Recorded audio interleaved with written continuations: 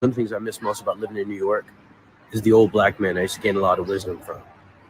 There's an old black dude named George who used to always tell me, never forget, young blood, that slavery is a spectrum. And the house slaves were treated so good in comparison to the field slaves that they thought they were free. So never forget that the only us and them is us and politicians. He taught me about the William Lynch letters, about how this professional slave owner taught these other guys how to control slaves by turning them against each other, by having them focus on their differences: age, skin color, gender. Sound familiar? George taught me to control my emotions, to not hate an entire group of people, but instead to be focused on the political groups that are really causing harm. He told me that the one thing religion and science agrees on is we all came from the same two parents. We're all brothers and sisters, but nobody wants to remember that because it would make having sex with each other disgusting. One of the things I miss most about living in New York is the old black man I used to gain a lot of wisdom from.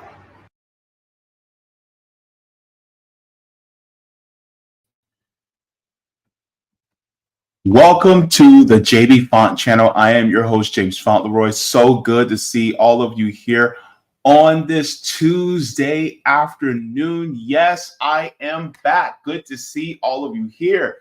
The Jaybefaunt channel is available on all major podcast platforms, so go ahead and subscribe there. Also part of Revolutionary Blackout Network, so you can find me there on Sundays and Thursdays. If you have not already, you guys can go to my Substack at jaybefaunt.substack.com. That gives you email notifications whenever I go live, upload clips, or write any articles, so you have that there as well.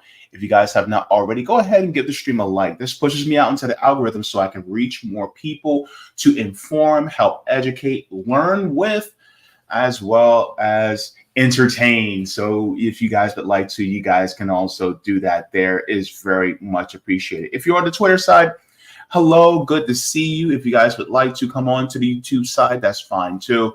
Anybody that's watching me on Twitter, Twitch, YouTube, Rockfin, or Rumble, apologies to all my Facebook peeps, but Facebook is acting a little wonky, so that's why I'm not streaming to there today. But it's so good to see all of you here nonetheless. And please feel free to say hello, even if you're on Twitter, because I don't get a lot of people from Twitter saying hello.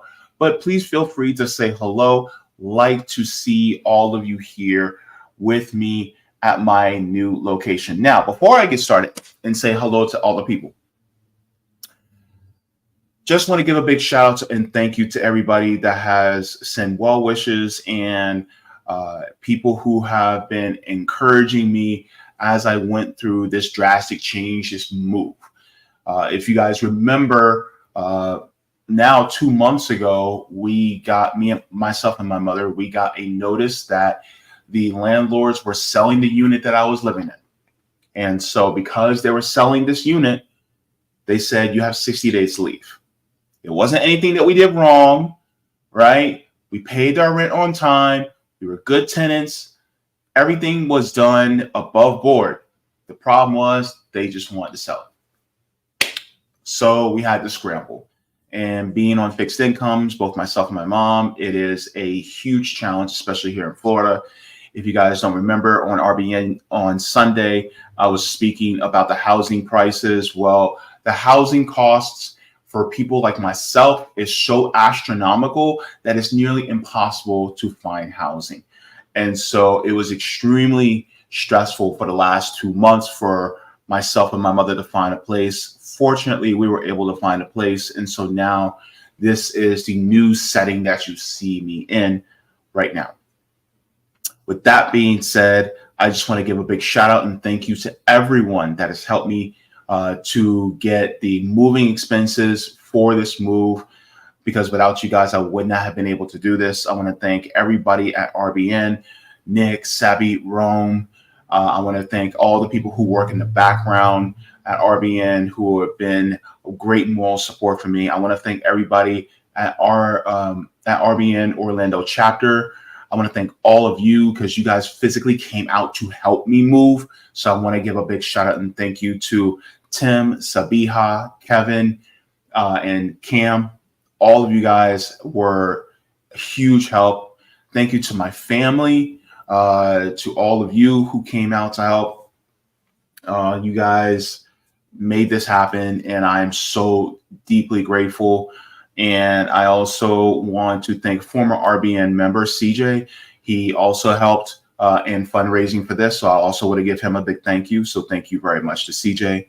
And thank you to all of you who have donated or have sent just encouraging words and affirmations to me in order to help me be able to make this move. So I'm not homeless, thanks to you. So it is deeply appreciated. So yes, I am eternally grateful for that. Now let's get to the chat to say my hellos, my salutations, my how you doings to everybody that is watching. So we're gonna start. All right, we have John Tibby says, my PhD research studied degradation mechanisms in lithium ion batteries. There are ways to make them last 5 to 10 times longer. Okay, you know what, John, we're going to come back to this when we get into our primary story. I want to read this, okay? So I'm going to star these so that we'll get back to it, okay? Because this looks very interesting. I want to get back to this, okay? So stay tuned when we get to our primary story, because I think this is some interesting information. So thank you very much. We have Sean Miller coming in saying, LOL, good to see you, Sean. Nice to have you in here.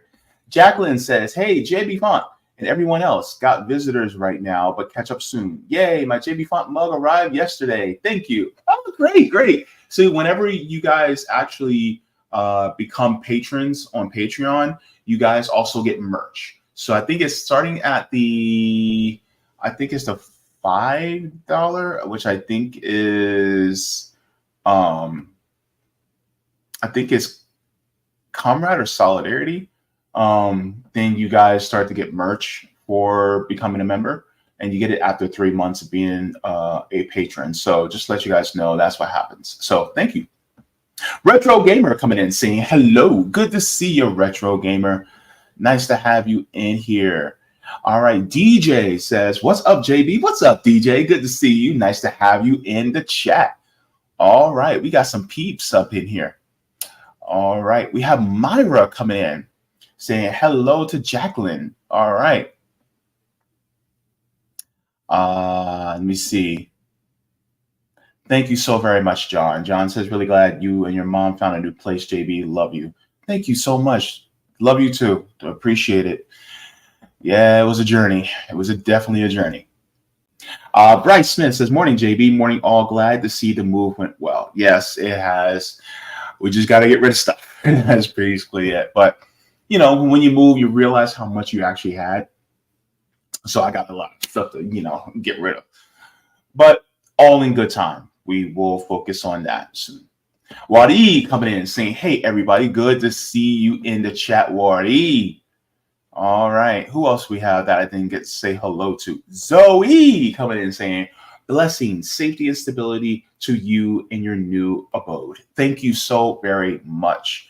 All right. Roger Meadow says, hey, don't forget that map, Jack. Yeah.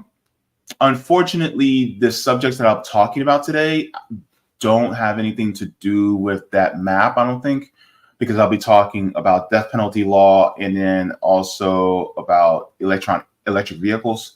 So that's not really going to do, that's not going to be associated with it. But thank you very much for the reminder, Roger. Appreciate it. Who else do we have? Do we have anybody else new? All right, they're pouring in. We shall get to them in a little bit. We'll see y'all after the first story. So what are we talking about today? So this is going to be an interesting couple of stories that I wanted to get into. The main story that we'll be covering in a little bit will be, you were fooled. Why are there people mining, and why are we doing this in front of the Cybertruck from Tesla? Y'all were fooled. Many of us were fooled. We're going to talk about it because I think it's deeply important that we talk about this, because we're being told that we're doing something good, but at whose expense? But our first story we're going to talk about is paying the ultimate price made easier. This is a story that came across here in Florida that I think we need to talk about because it involves the death penalty.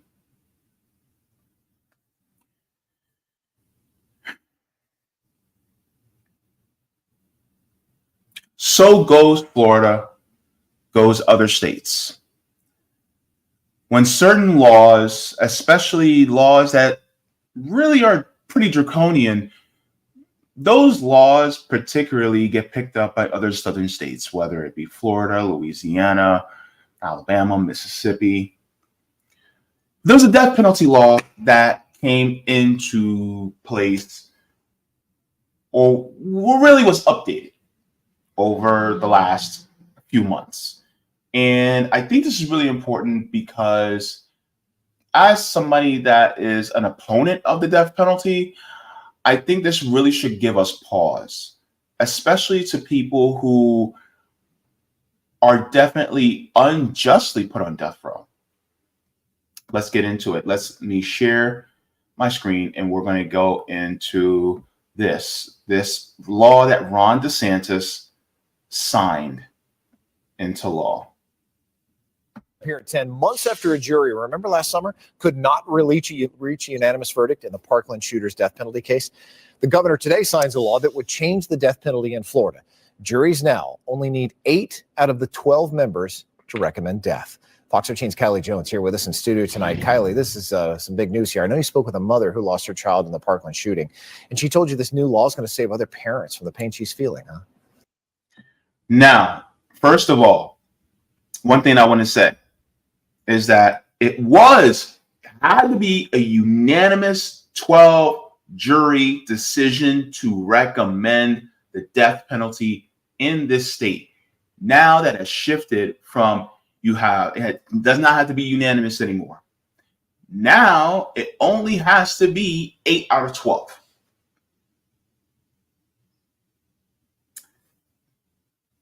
Which means it is literally making the death penalty easier to administer. It is easier to recommend the death penalty in Florida now. Told you, it'll give you pause. Let's continue. Yeah, Mark, that sentence dug deeper into a wound she and the families of 16 other victims shared. This new law now makes Florida an outlier, but it has some questioning. Should we be making the ultimate punishment easier to hand down? I mean, somebody killing 17 people, what else do we have the death penalty for if it's not for the killing of 17 people? The decision of life or death in Florida can now rest in the hands of only 8 people. So now at the state of Florida, we have the lowest threshold to give somebody the ultimate sentence, that's the death penalty. Governor Ron DeSantis signed into law a bill that no longer requires a unanimous jury to sentence someone to death. The new law now only requires 8 jurors to vote in favor of a death sentence. It opens the door to cases where there's some doubt. Certainly doubt about the sentence and maybe even doubt about the guilt. Now, under the new law, a judge does have the ultimate discretion. The judge who's hearing the facts of this case can look at a jury and say, hey, it's a close call. It's 8-4 based on the facts that this court considers. Ultimately, the sentencing is up to the judge. The death penalty bill was filed on the heels of Parkland shooter Nicholas Cruz narrowly escaping a death sentence. It's traumatizing to hear that the shooter is going to get life in prison when I have to go and visit my daughter at the cemetery. Lori Al-Hadef lives through excruciating pain every day. Her daughter Alyssa was one of 17 victims killed in the Marjorie Stoneman Douglas High School shooting. We never imagined or expected somebody killing 17 people and shooting 17 people, that they would not have gotten the death penalty. Critics say the law raises the risk of ending the life of someone wrongfully convicted. A person's life is at stake. That's at least as important as whether they're guilty or innocent. Anthony Rickman, a Tampa area attorney, says this will likely change the legal strategy in these cases. We're going to have the prosecution presenting as much evidence they possibly can putting this defendant in as bad light as it possibly can, showing those aggravating circumstances the way they always have. It makes it now harder for the defense. And now it's important to note this law doesn't change the requirements for actually finding someone guilty. This law only applies in the sentencing phase of a death penalty case. Mark. Interesting indeed.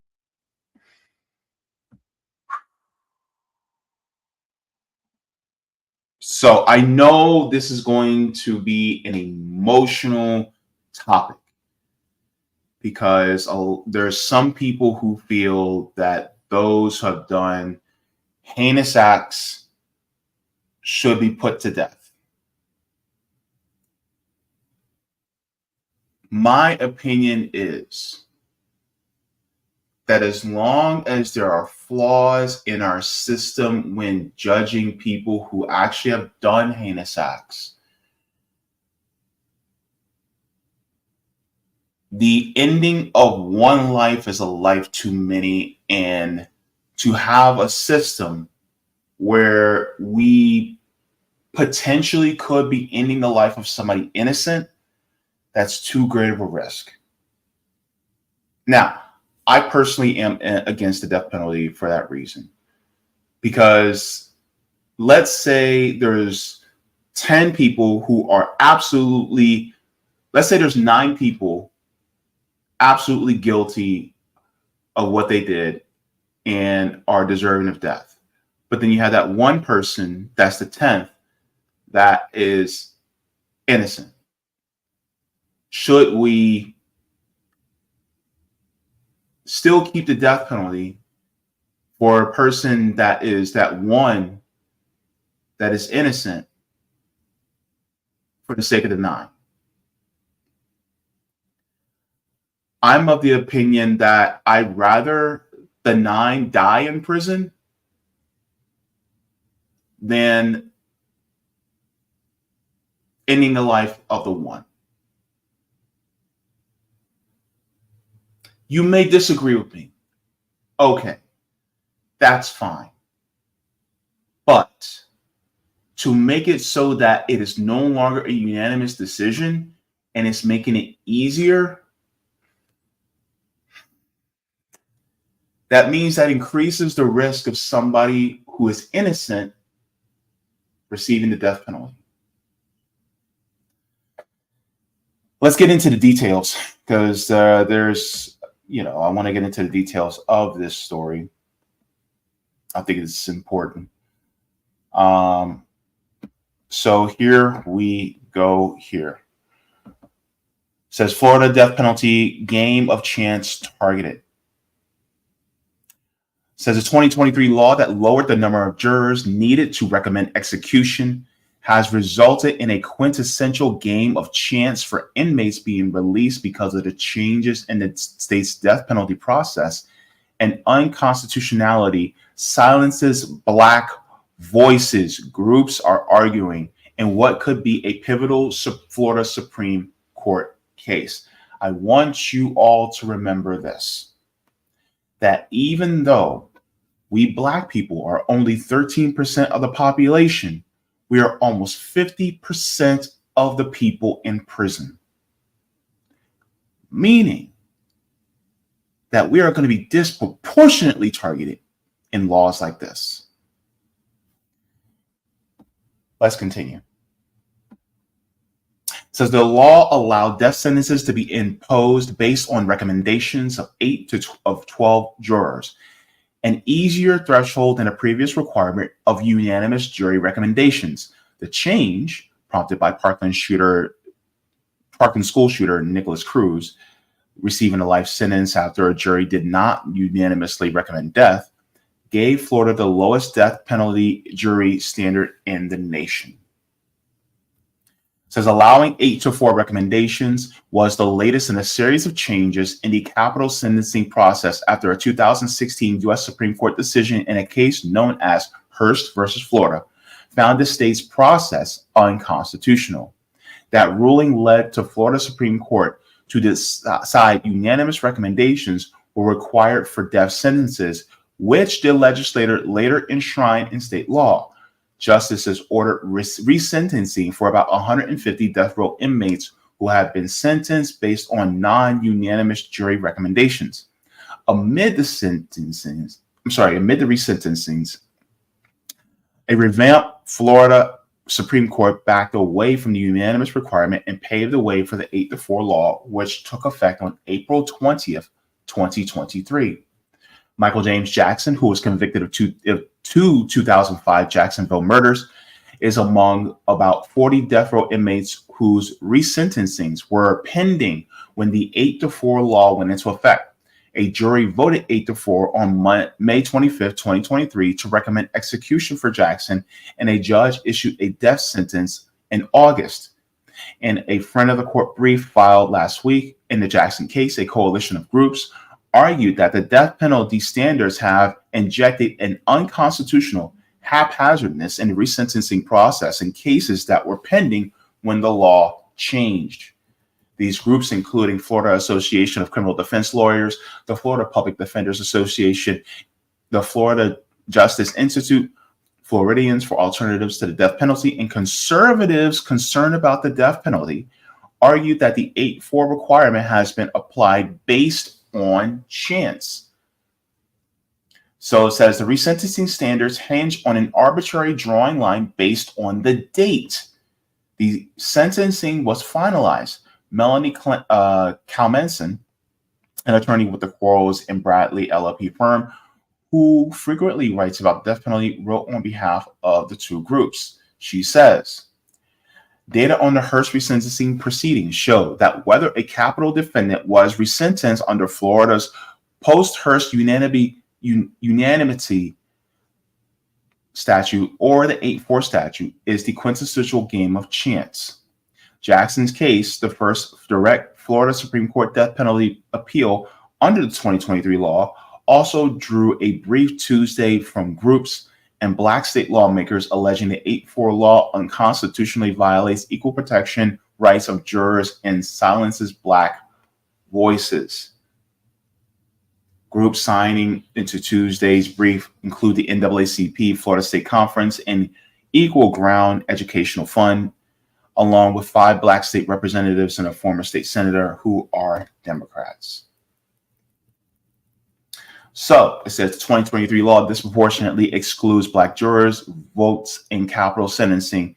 That's from Christopher Bellew, an attorney with the Gibson, Dunn & Crutcher firm, wrote in the 29-page brief. So here's how that could be. Let's say you have 12 jurors in sentencing death, and let's say 4 of those jurors are Black, and all 4 say no to the death penalty. And the person that's being recommended for death penalty is somebody that's Black. And the rest of the jurors are white or non-white.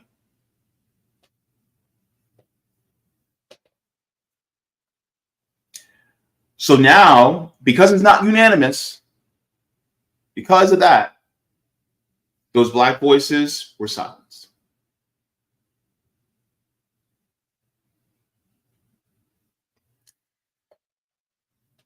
What if that person is actually innocent, but the evidence hasn't came out yet, or the evidence hasn't been seen yet? This judicial system is far from perfect, and there is no but. No. Because the judicial system is also based on a system of white supremacy. So therefore, to make it easier to hand out death sentences would reflect very negatively upon who? I think that's important. Let's continue. It says, like systemic state systems of exclusion and racially tainted preemptory strikes, non-unanimous juries operate to exclude the voices of Black jurors, thereby depriving jurors of the equal protection of the laws guaranteed by the 14th Amendment. The law, by design, operates to prevent up to a third of jurors having their voices heard. A law that denies jurors the equal right to have their voices heard is patently unconstitutional and undermines confidence and legitimacy in the judicial process. Tuesday's brief also said that the jury non-unanimity has historically been and continues to function as a method to disenfranchise Black jurors and to erase their voices in derogation of their constitutional rights. Such racial bias imperils the legitimacy of the entire judicial process. It says as of March 31st, only a fraction, 17%, of resentencings decided under the unanimity requirement have resulted in death sentences, according to the brief filed last week. While Jackson was sentenced after an 8-4 recommendation, a jury in January voted 9-3 to recommend death for inmate Besson Okafor in an Orange County murder, but he will not be sentenced by a judge until June, which is this month. The court needs to rectify the unconstitutional arbitrariness created by this new subset of cases. The brief does not seek a ruling on the underlying constitutionality of the 8-4 law, but asks the court to level the playing field for those prisoners who are granted a new penalty phase after Hearst. The brief also maintained that the disparity in the application of the death sentencing standards violate constitutional protections against cruel and unusual punishment. Now, this is a point I want to bring up. So the U.S. Supreme Court has made clear that the rights include protection against the arbitrary infliction of the death penalty. The procedural roulette that Florida's death row prisoners have been forced to play since Hearst is the epitome of arbitrariness, and the Eighth Amendment bars in capital punishment. So as the date a death sentence become final is dependent on several factors outside of the defendant's control. The brief filed last week argued the COVID-19 pandemic, natural disasters such as hurricane and attorney schedules can also slow the process. Jackson's case illustrates uncertainty. Jackson was considered the mastermind behind the deaths of Reggie and Carol Sumner, a pair of 61-year-olds who were buried alive after being kidnapped from their Jacksonville home. One of Jackson's co-defendants, Alan Wade, was resentenced to life in prison without parole under the unanimity law. Another co-defendant, Tiffany Cole, was resentenced to life under the 8-4 requirement. Now, here's the point. Had Mr. Jackson's resentencing proceeded just months earlier under the unanimity statute, he would have received a different sentence like Mr. Wade did. Imposing sentences of death based on chance is the antithesis of protections afforded by the Eighth Amendment and, likewise, Article 1, Section 17 of the Florida Constitution. That's what Kalmanson argued, referring to the part of Florida Constitution that addresses cruel and unusual punishment. So, how would you feel if you were being sentenced and then simply because the law changed a couple months ago, whereas if it was like, let's say it's a 8-4 decision and you get the death penalty, if it had been a couple months earlier, you wouldn't have gotten the death penalty because it's not unanimous. Now, let's make it so that you are potentially innocent and you still got the death penalty under an 8-4 decision. You wouldn't have got the death penalty a few months earlier. You see how this is a dilemma here in Florida? So this is one of the reasons why people like myself are against the death penalty. Because ultimately, you risk the life of someone that didn't do anything wrong. And also, as far as the belief of restorative justice,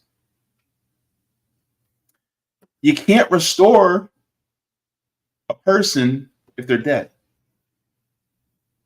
Now, people do heinous things, absolutely.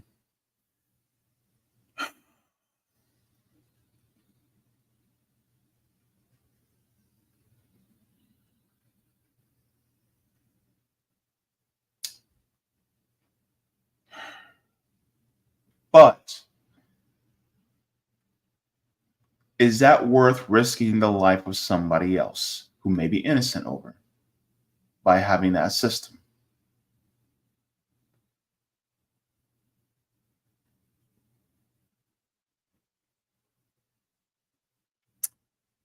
You know?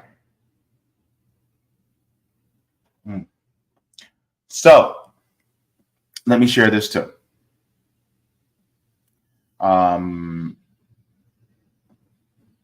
I want to share this from the Innocence Project.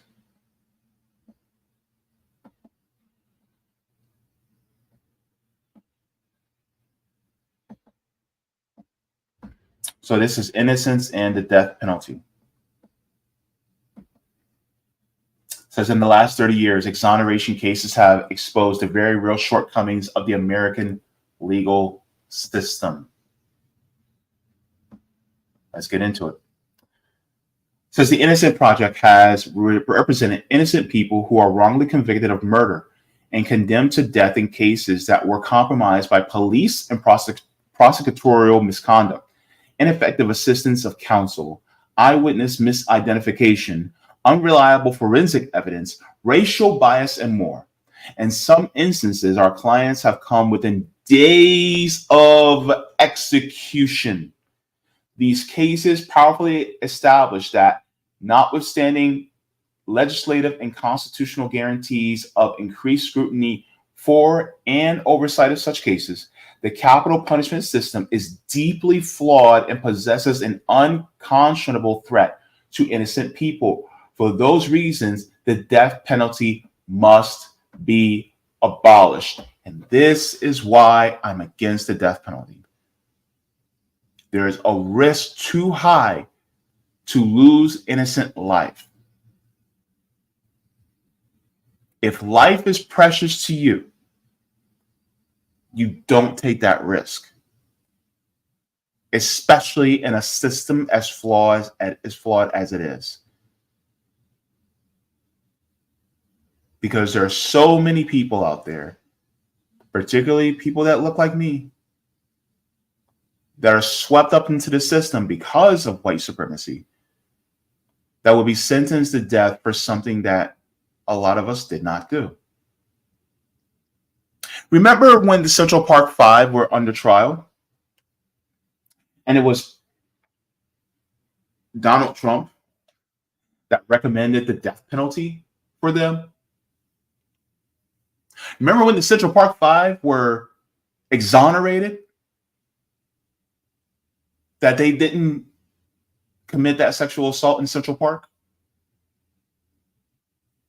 What if they got the death penalty? What if they had been killed 40 years ago?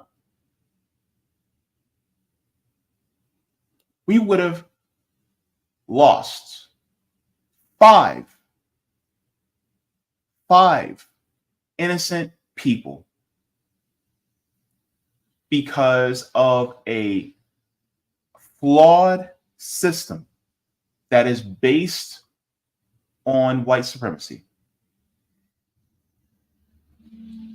that is disproportionately harmful to those of us that are Black.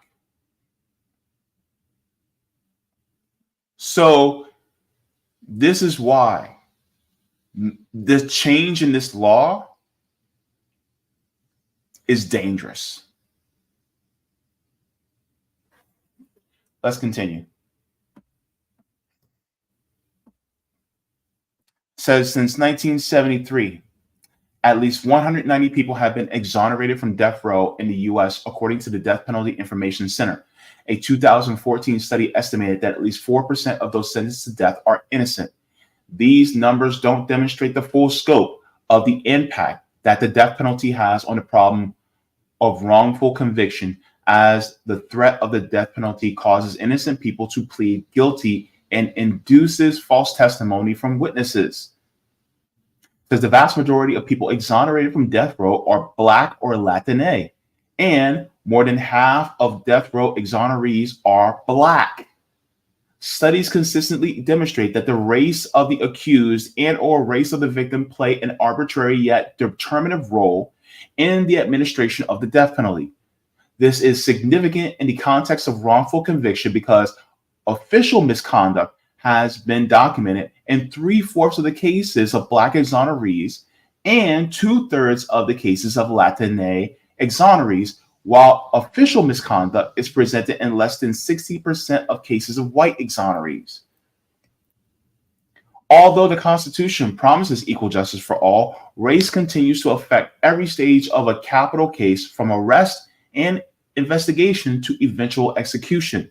Most homicides are intraracial. White people are more likely to kill white people, Black people are more likely to kill Black people, etc. But the use of the death penalty for intraracial crimes has always been lopsided. Nearly 300 Black people accused of murdering white people have been executed since 1976. That's almost 17 times more than the number of white people executed for murdering Black people. The Innocence Project currently represents people on death row with strong claims of innocence and supports coalitions working to ban the use of death penalty.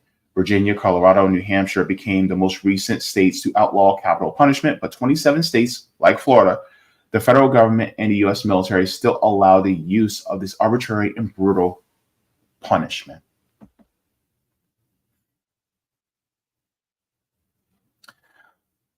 So, this is why this is dangerous. And this is why I think it is absolutely horrible that this state has made administering the death penalty easier. We should not be allowing this capital punishment to continue. As long as we have a deeply flawed system like this, we should not have capital punishment like this. It should not be allowed. If you want to keep life in prison, okay, fine. But we don't want to risk lives that may be innocent. We should not do that. So my hope is that we can change that here in Florida. But with the current system in place, I'm not holding my breath.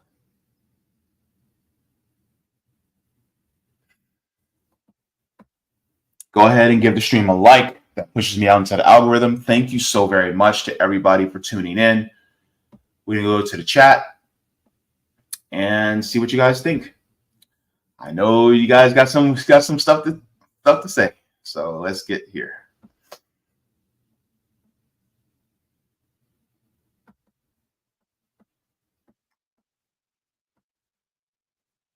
All right. Let me share my screen. Let's go to the Rockfin chat first. Thank you for Hempcar says there are Greens that want to bio and geoengineer us now. Transcend. The BBC says they want to end humanity. Interesting. Anna Maris, hello, good to see you. Says they frame Geronimo Pratt for murder. Mumia too. Life in prison is worse than death, I'm sure. You think I'd be different for people they know it or admit it to it, like a school shooter. Yeah, like for instance, people like what if they did that to Mumia Abu-Jamal? What if he came under this current law and 12 people said, 12 people were, they were to sentence him to death, and it was an 8-4 ruling, and then he got the death penalty. It's just, we have to really think about these things deeply. All right, let's go to the chat.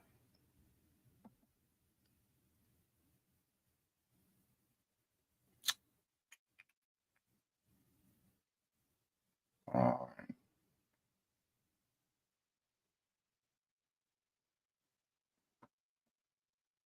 Sorry, guys. I'm also seeing some stuff for the next segment, so I want to make sure that I star those for the comments. But Lou says, "Good Lord, what did Guantanamo Ron do now?" Oh, Luz, you win. You won. Guantanamo Ron. That's what I'm going to start calling him now, because I was calling him Florida Man, but Guantanamo Ron actually sticks. Thank you so very much. Everybody give some props to Luz in the chat. Guantanamo Ron, perfect name for somebody that was there when they were doing torture in Guantanamo Bay, and now he signs this law into place that allows for easier executions. That's Guantanamo Ron. Okay, thank you so very much.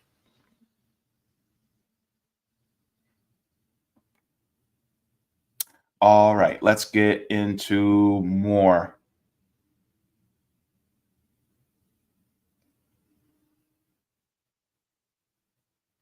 Let me see. Good to see a game.film. Bryce Smith says I'm completely against it. Yeah, same here. Let me see.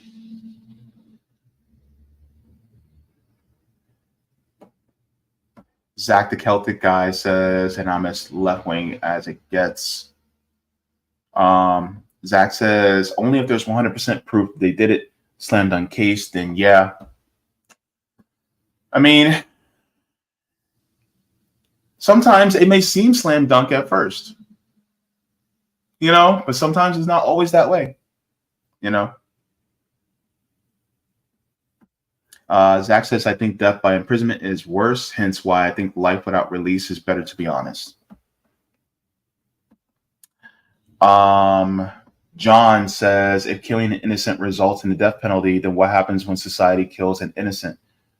Do we kill society? Interesting. Wadi says, that's getting too slack for such a permanent decision. Right? Like, it's literally ending a life, and you're not going to make that a unanimous decision?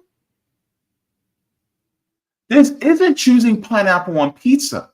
This is the decision to end a life, and it should be ultimately, I don't agree with the death penalty, but for people who do, it should at the very least be a unanimous decision. Why are you going to make it into an 8-4 decision?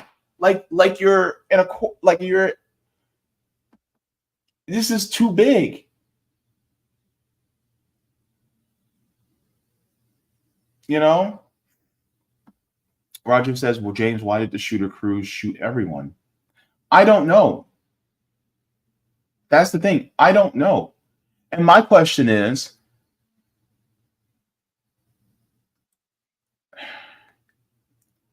the crime was committed, and yes, there should be life, but was he in his right mind? Was he not in his right mind? I don't know. But if he wasn't in his right mind, then maybe a study could be done by doctors, but you can't study his brain really that well if he's dead, to see why somebody like this would think this way, and to try to come up ways to prevent this type of mental degradation. Sometimes you have to study the horrible people in order to know why they're horrible so that we can prevent it. Am I sounding weird for saying that?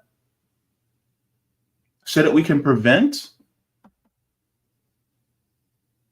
That's like studying somebody's stool to see what's wrong with their body.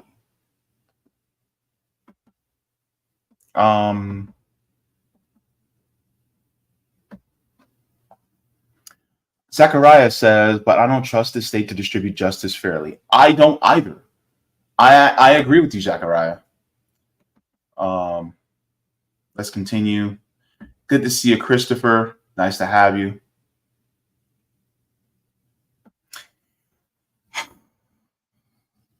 This is a very honest answer. Zach says, JB, you're awesome and I love you, bro. Love you too.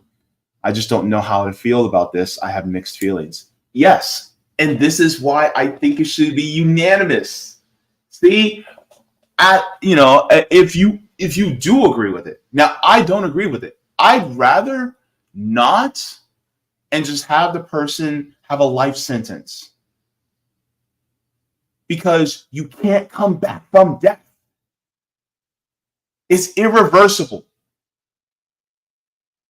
And if that's the case, if that is that permanent, I would say no.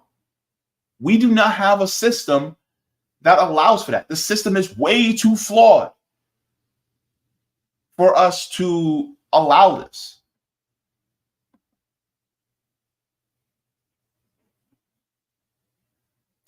Dust James, good to see you. This is Daryl, good to see you. Nice to have you in the chat too. Jacqueline says, over here in the UK, the judge will sentence a convicted murderer to either life in prison without the possibility of parole or life in prison. Yeah, and I mean, to me, those are the only two choices in my mind that should be valid. And of course, we should implement restorative justice, because a lot of times people are products of the system that they live in. Therefore, that's why we need to change the system overall. All right, I'm going to do two more. I just want to make sure I get to people. Katie Lewis says, or the Scottsboro boys that were sentenced to death for false sexual assault allegations. It was the Communist Party that helped prove their innocence when the NAACP gave up on them. Thank you. Thank you, Katie. This is exactly what I'm talking about. And I appreciate you bringing that up, because there's a lot of times where, you know, some people, they'll give up and they just won't keep pursuing justice, true justice for that person. So thank you.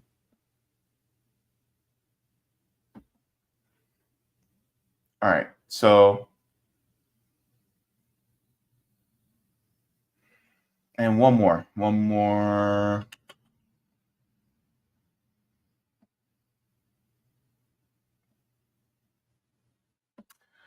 Luz says, I am for the death penalty in principle, but in practice, particularly the way it's imposed in the US, I have to oppose it. Thank you very much for that. I'm going to check the Rumble chat, because I want to make sure I start checking that too. All right. Looks like we're good on Rumble. So thank you very much. All right. So let's go to this now. Just before we get into the next, the primary story, I want to give a shout out to all the patrons on Patreon. Without you guys, I would not be able to do this type of work. You guys make this possible. Without you guys, I would be in a much worse position. The lights would literally be off. So I just want to thank you all for your contributions. And yes, we have patrons on Patreon to thank. So we have Mega Jaybefaunters, Super Duper Jaybefaunters, Super Jaybefaunters, Jaybefaunters, Comrade, and Solidarity, and JB members. Yes, it's a little wonky and a little messed up, but I got to fix it. And thank you to new JB member, Hop. So thank you so very much for becoming a new member on the channel. It means the most to me. Thank you from the top and bottom of my heart. And yes, my channel is still demonetized. So if you like to support the channel, you can support either via Patreon or PayPal. There's a link in the description down below. Now, let's go to the next story. Shout out to Roger Meadows for this story. I appreciate you showing me this. We got to talk about it, especially as somebody that's, you know, supportive of environmental, fixing the environment. This is going to be a toughie. You were fooled.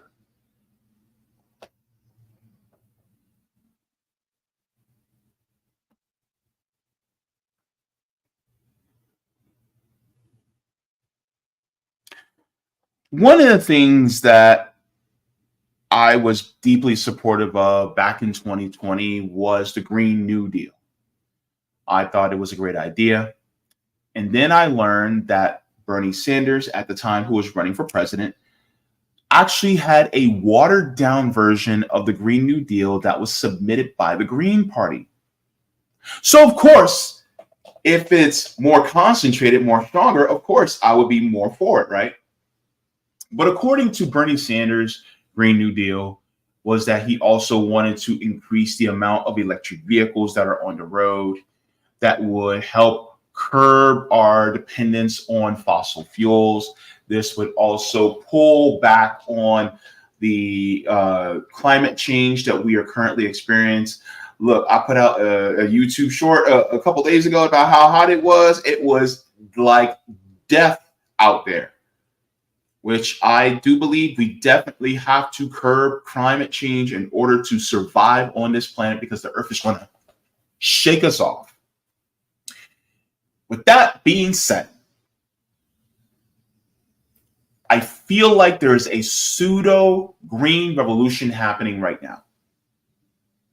And a lot of it is being pushed by people, especially in the Democratic Party. Because ultimately, what's going on right now is they are pushing for green tech, but at the expense of people in the global South. Let's get into this. So, shout out to Roger, who submitted this article. This is going to be a biggie. U.S. electric vehicle boom is deepening the suffering in the Congo. Now, any of you guys know, I have actually done a couple stories on my channel about what's happening into the Democratic Republic of the Congo, the DRC, and about how there are cobalt and coltan mines, among others, diamond mines to be more specific, that employ basically slavery of the people of Congo in order to mine for these minerals that we use in our daily lives. And so now with this electric vehicle, this EV boom that is happening within the West and in China, unfortunately, well, it is causing more people to be exploited in places like Congo. Let's get into this story. It's a biggie. So the blurb says, Black transit activists in the U.S. are calling attention to the plunder of the Congo for cobalt mining. So here's one of the mines here, as you can see. And it's heartbreaking, but we got to talk about it. It says the story of John Doe 1 of the Democratic Republic of the Congo is tucked in a lawsuit filed 5 years ago against the U.S. tech companies, including Tesla, the world's largest electric vehicle producer, and a country where the earth hides its treasures beneath the surface. Those who chip away at its bounty pay an unfair price. As a preteen, his family could no longer afford to pay his $6 monthly school fee, leaving him with one option: a life working underground in a tunnel, digging for cobalt rocks. But soon after he began working for roughly $2 per day, the child was buried alive under the rubble of a collapsed mine tunnel. His body was never recovered. So, just to let you all know, there are children working these mines. Children.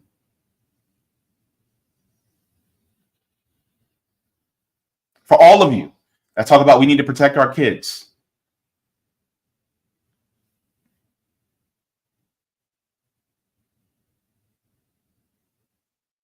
let's continue. The nation, fractured by war, disease, and famine, has seen more than 6 million people die since the mid-1990s. I'm going to stop there for a second. It says the nation of the Democratic Republic of Congo has seen more than 6 million people die since the mid-1990s, making the conflict the deadliest since World War II. Are you listening right now? Why isn't this news nationally? Do you really want me to get into that?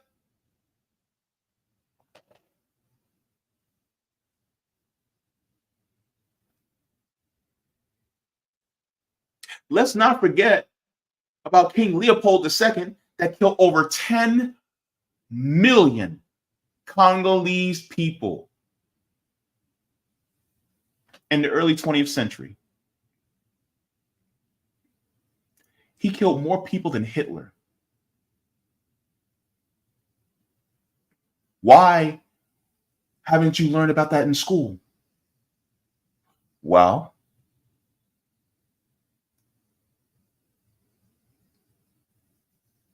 I can tell you, the lives of Black people are less regarded than the lives of Europeans. That's part of the reason why.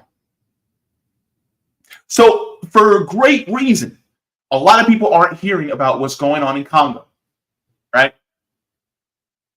For great reason.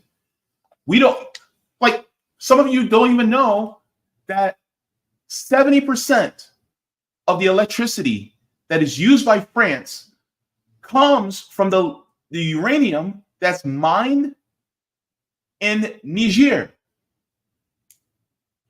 So if 70% of their electricity comes from the nuclear power plants and that uranium is mined in Niger, of course, Niger should have at least 90 to 100% electricity. But no, most of Niger doesn't have regular electricity. And yet France does. But France doesn't have uranium mines. Welcome to colonialism. Welcome to imperialism.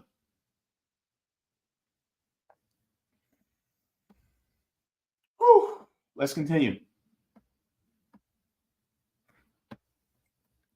But in recent years, the death and destruction have been aided in the growing number of electric vehicles humming down American streets. In 2022, the U.S. was the third largest importer of cobalt, spent nearly $525 million on the mineral, much of which came from the Congo. As America's dependence on the Congo has grown, Black-led labor environmental organizers here in the U.S. have worked to build a transitional solidarity movement. Activists also say that the inequities faced in the Congo relate to those that Black Americans experience.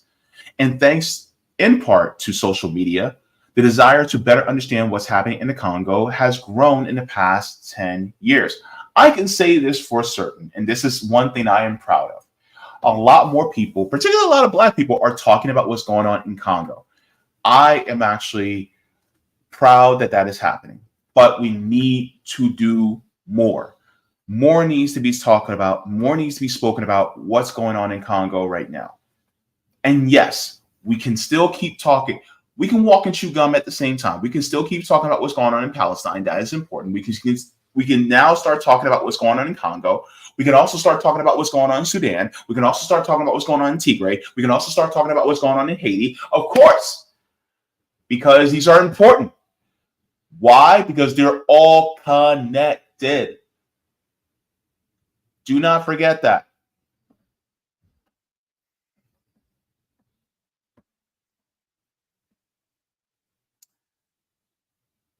In some ways, the Black Lives Matter movement first took root in the Congo after the uprising in Ferguson in 2014.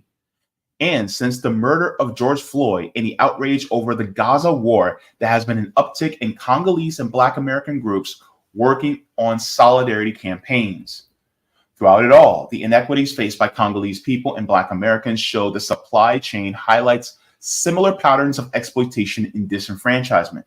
Bakari Height, the transit equality organizer at the Labor Network for Sustainability, says the global harm caused by the energy transition and the inability of Black Americans to participate in it at home are for a simple reason.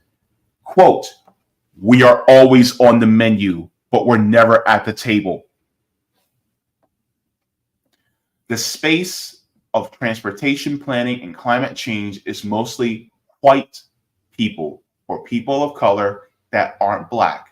So these discussions about exploitation aren't happening in those spaces. It is almost like a second form of colonialism.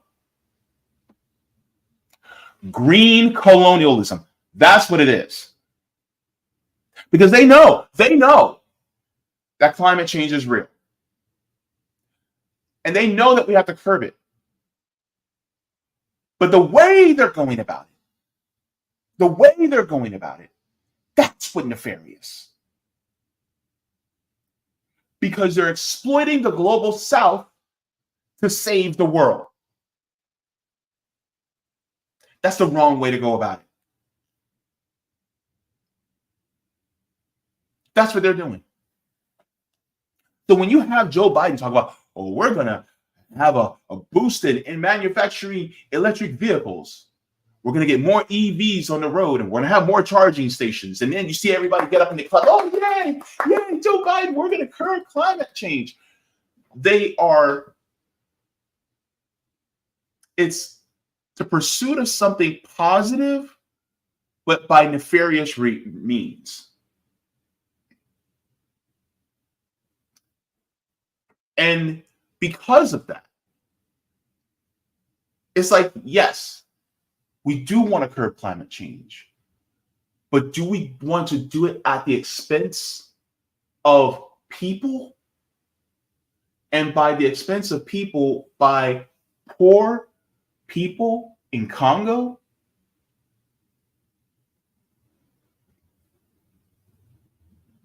Shouldn't be that way. Let's continue. Height says, however, when Black people are in the room, these conversations are not only more prevalent, but also more action-oriented. His organization supports Black workers and helps craft policies that support bold climate action in ways that address labor concerns without sacrificing what science is telling us is necessary. See, this is why we need to be in the room. Hell, people may get mad at me for this. I don't care. We need to be leading the movement. The most disenfranchised people need to be the leaders of the movement. If you want to be in a movement that centers the voices of women, you need to let them lead the movement. Don't you go in there and start centering yourself. The people who are the most disenfranchised need to lead the movements. I don't care what nobody says. You can get mad at me all you want. But guess what, chicken butt? That's what needs to happen. Because the people who are the most victimized know exactly what liberation is for them. That's how it needs to happen. Which means some of you are going to have to sit down and listen and follow through. And that's it. You're not the main star. You're not the leading character. You are the supporting character in this.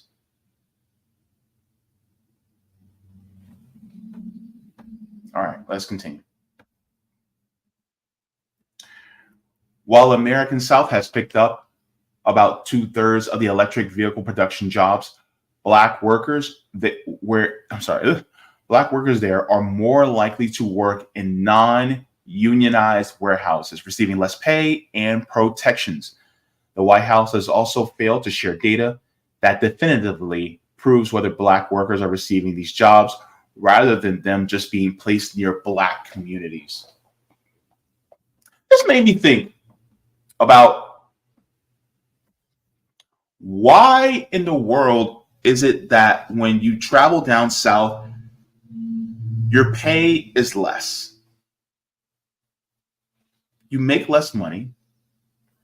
And is it just because some arbitrary reason that is really no coincidence? Or is it because if you look at Black populations in the United States, if you look at the map, all from, I would say, North Carolina, and it curves all the way down the coast, North Carolina to South Carolina, to Georgia, Florida, Alabama, Louisiana, Mississippi. All in that area is the heaviest Black population. And who do they want to pay less? I said the reason why we don't make as much money as northern states here in the South is because of racism and white supremacy. That's why you, as a white person, if you're making $60,000, $70,000 up north and you come down here and you're making $30,000, $40,000, it's because of white supremacy. You just got caught in the crossfire. So racism and white supremacy actually hurts white people too. And so any reason why they want to build the electric vehicle plants in southern states, especially ones that are more adversarial to unionization? There we go. This is why worker solidarity is so important. All right. Automakers are moving their EV manufacturing operations to the South in hopes of exploiting low labor costs and making higher profits. That's Iterenika Bell. I hope I said her name correctly.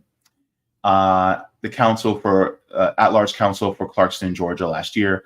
While Georgia has been targeted for investment by the Biden administration, workers are refusing to stand idly by and let them repeat a cycle that harms Black communities and working families. So, just like they want to exploit Black workers in Congo, they want to exploit Black workers here too. It says solidarity activism reached a national stage last week at the Morehouse College graduation ceremony when professors at the school sent clear messages to Joe Biden. Samuel Livingston and Cynthia Hewitt unfurled a Congolese flag as Biden gave his speech, and Dr. Tora Taylor, wearing a DRC pin on her cap, stood up, raised her fist, and turned her back to the president. Yet less publicized has been the work of Congolese and Black American groups building bridges, including Congo Initiative, based in the Congo, and the DC-based group Friends of the Congo. So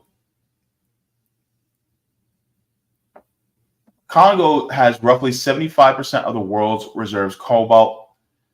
The precious metal with some reddish teal or violet tint needed for cell phones, laptops, and electric car batteries lie under the chalky surface. So let's go here. It says cobalt mining is the slave farm perfected. It says of the 255,000 Congolese mining for cobalt, 40,000 are children. They are not only exposed to physical threats, but environmental ones. Cobalt mining pollutes critical water sources, plus the air and land. It is linked to respiratory illnesses, food insecurity, and violence. I want to humanize the people who are working in these mines. Let me share this as well, because I think this is absolutely necessary.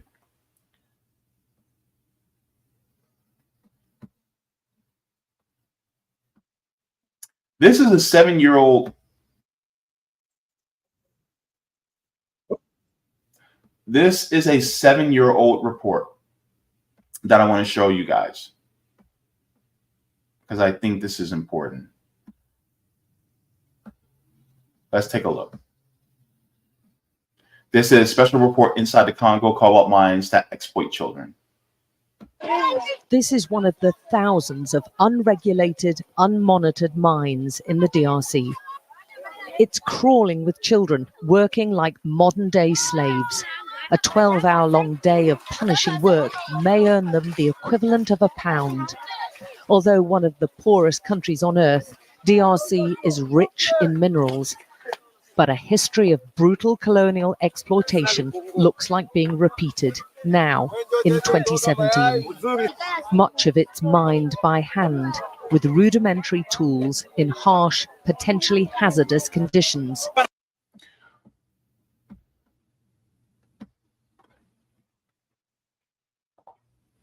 No heavy machinery,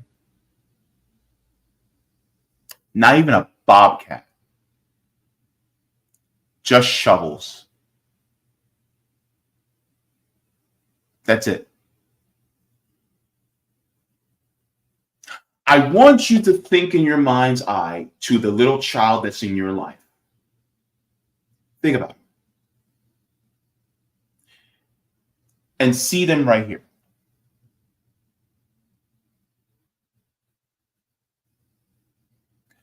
Do you want a child like this to be enslaved in these mines just so that you can have the latest vehicle from Tesla?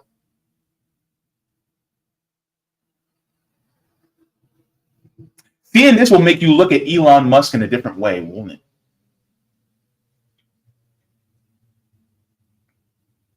Now you guys are starting to see why I'm an anti-capitalist. Let's continue.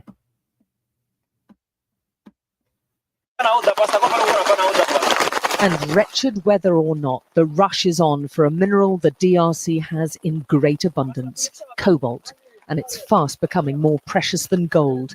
It's a critical ingredient in lithium-ion batteries which power smartphones and laptops. An army of children are at the heart of the mining production.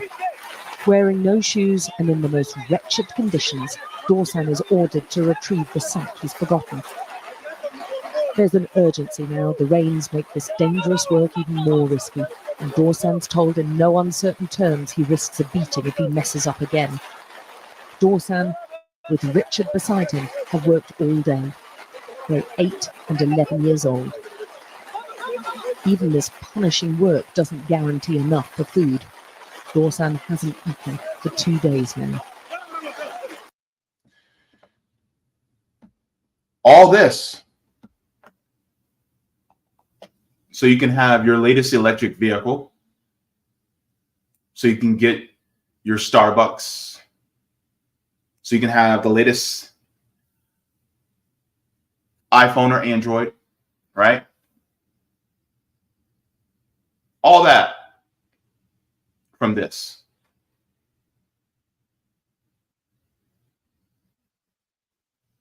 Remember when people used to talk about sweatshops?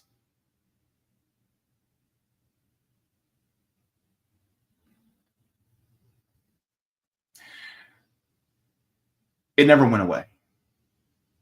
It's still here.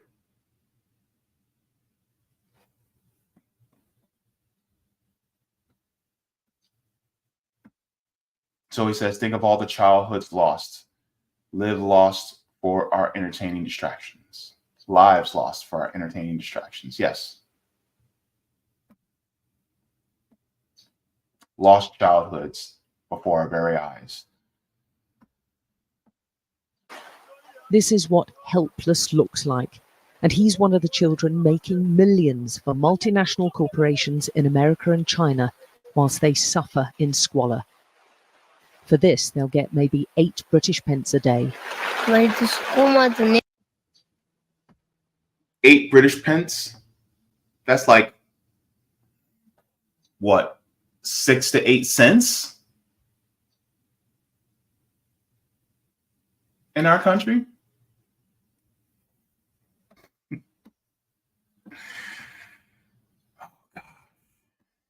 Nenda tena tunarudia, ndio nasikia sana mkongo inauma, hata mimi natumia mkongo inaumaka na mbavu na nikula tunapika kile nyuma. That child lost their mother.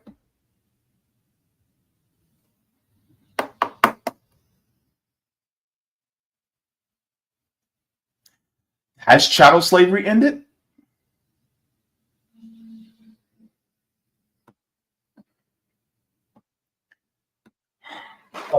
The tunnels are dug by hand with no supports. They frequently collapse, especially during rain. The miners climb down using holes carved in the rock and no safety equipment. This most precious of minerals is often extracted and sorted by tiny hands. They don't wear gloves or masks, yet the World Health Organization says exposure to cobalt and breathing in its dust fumes can cause long-term health problems. We visited 5 different mines across the south of DRC and found all use child workers. Monica's the youngest worker in this group at just 4. But even 4 years old. 4 years old mining cobalt. This is horrific. The fact that we want our electric vehicles, our new phones, our new laptops, so that because a 4-year-old is mining it, you could be literally having the blood of a 4-year-old in your car because you decided that, oh, well, we got to have an electric vehicle. And this is not an advocacy for us to go back to fossil fuels. No, there is a much better way, which I'll talk about later in this segment. But the fact still remains that we are literally exploiting children so that we can fight climate change when we really aren't. We're not. This is not how you do it. This is like, oh, well, my family's hungry, so I'm going to steal from a starving child just to feed my family. Yay, my family's fed, but they're still a starving child. That's not the way you go about it. And that's what our country is doing right now. This is what they do. Is this really who we are? Don't answer that question. That's what this country is. Absolutely. This is why we're trying to change it. This is why we're trying to get rid of the system.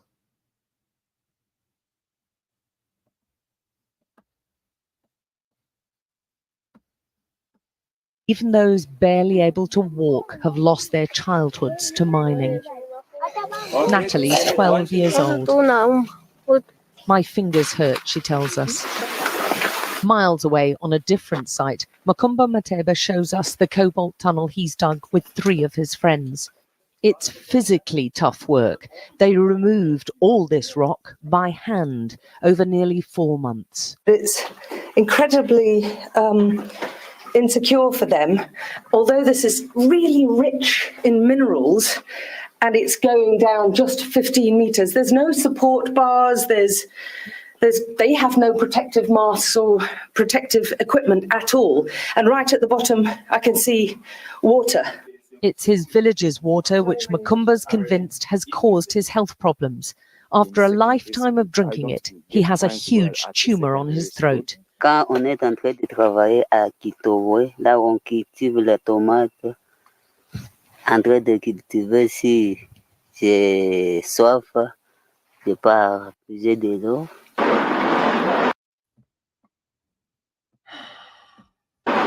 There are countless reports of other health problems from those living nearby and working on the mines. On trouve c'est les infections, mingi ni mama infection, njeli tunaona kasi mama anatumika makariere sana, tazama mtoto na infection shulungula, mingine kuna bima buton, mingine njeli tunaona to makozi linatoka mama wa mimba nenda makariere.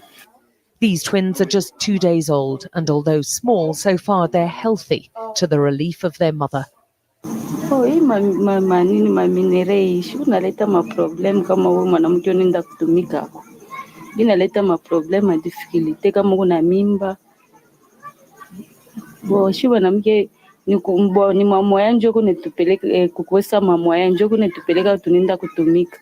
But even if they stay healthy, the twins face a lifetime of hard labor as soon as they can walk. The children's cobalt is sold cheaply to mostly Chinese traders who we film secretly. They don't ask questions about where their cobalt comes from or who's worked to extract it. They just want the best price. The black part here is cobalt. Even those who aren't Chinese, this trading market has Indian owners, told us they sell onto the dominant Chinese exporter of cobalt, CDM. The cobalt first mined here is then sold again to the Chinese parent company, which then supplies some of the world's biggest battery makers. And those batteries, with ingredients which originated in DRC, end up in, for instance, smartphones. It's an intricate supply chain which allows easy deniability for the multinationals making huge profits.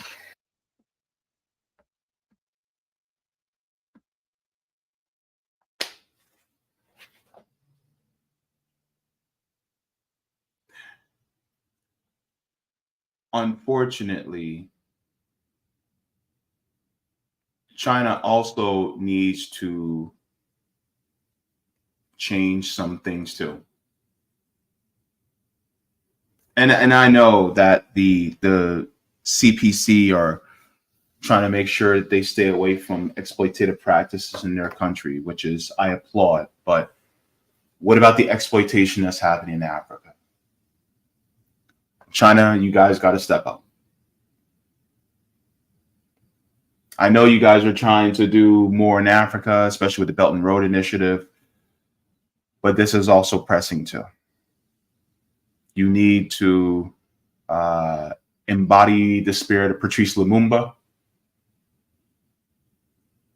and push for safety as well as against child labor laws and push against this exploitation and make sure that the people of Congo who do decide to work in these mines, number one, are adults, number two, are safe, number three, they also are paid a living, thriving wage for that cobalt.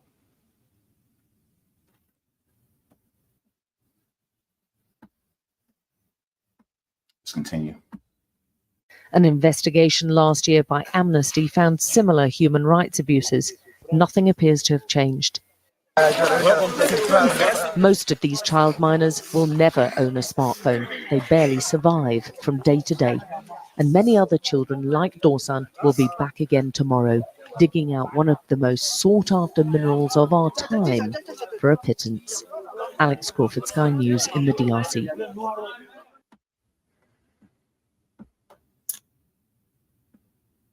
And so now it has gotten worse because that report was from 7 years ago. 7. So any wonder how much more intense it has gotten since then with this huge EV boom that is happening?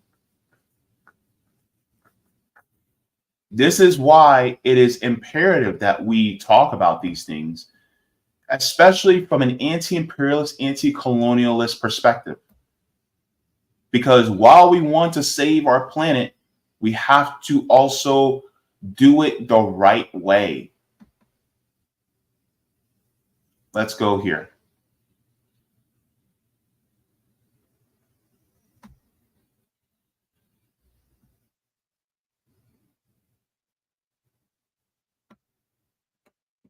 So this article is talk about here it is better not to be born.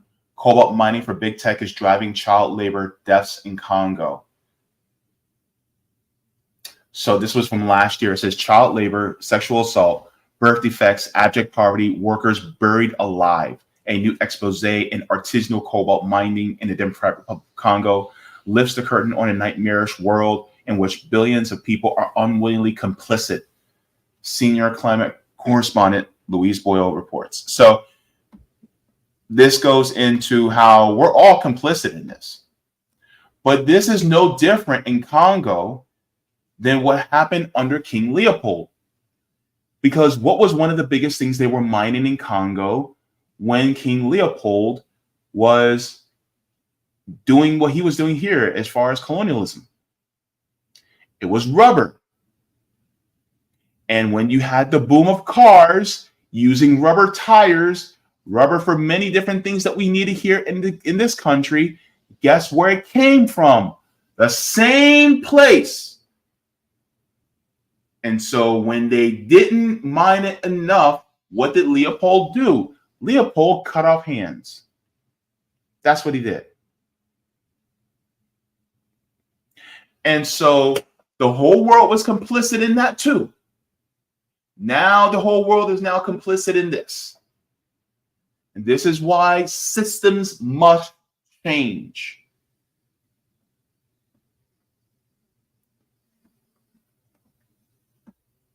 Let's continue.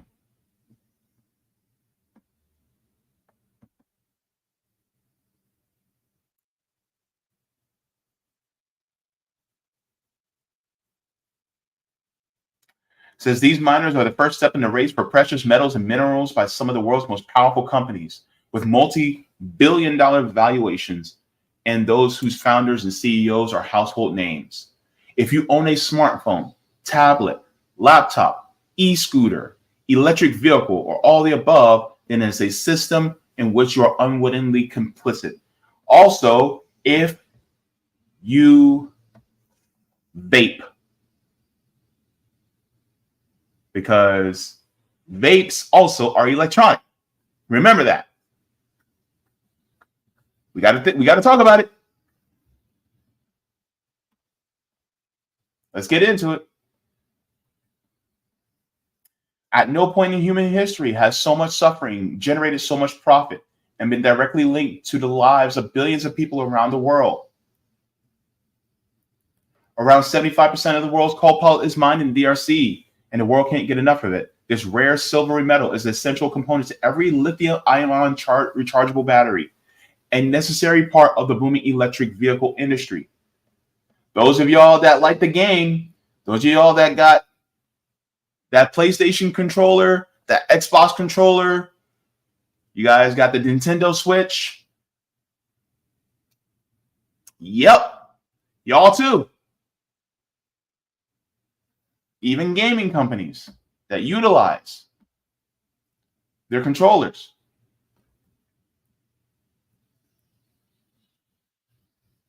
It says for centuries, the DRC, a landscape of near unmatched natural resources, has been looted by colonizers, first for slaves, ivory and gold, and then rubber, copper, palm oil, and minerals. The genocidal regime of King Leopold II, the Belgian king, who murdered and mutilated as many as 10 million Africans at the turn of the 19th century, was followed by decades of Western-backed kleptocratic leaders who enriched themselves and their cronies, leaving the country to wither. By most metrics of health, wealth, and progress, the DRC ranks among the worst in the world. So this is something I think is necessary to talk about, because I want to share this. So somebody made a comment, and I think this is apropos. Thank you very much for this. Zoe said, the only break Congo has ever had was the 5 years under Lumumba. Yes, Patrice Lumumba fought for the liberation of Congo. Patrice Lumumba was president of Congo that tried to make sure that people had, they were uplifted. As far as the minerals that Congo has, well, he tried to make sure that those were nationalized too, so that all the money that was made from all the minerals and all the resources that Congo has, that it goes to the people. Congo is one of the most richest countries in the world when it comes to minerals and resources. If Congo was able to truly have sovereignty over their resources outside of the multinationals that basically steal from the store, Congo would be the Wakanda of the real world. Congo is the real Wakanda. And anybody who watches the Black Panther movies knows how, you know, the Western governments try to get the vibranium from Wakanda because, you know, this is literally it.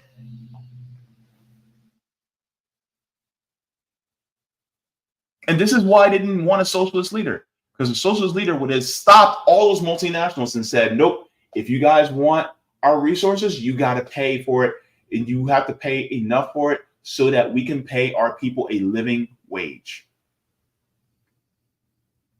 And then we're going to take all that money and distribute it among everybody. And then we're going to raise the living standards of everybody so that everybody does not have to suffer, which everybody has a life of dignity, where our children can have a childhood and they can have a great education.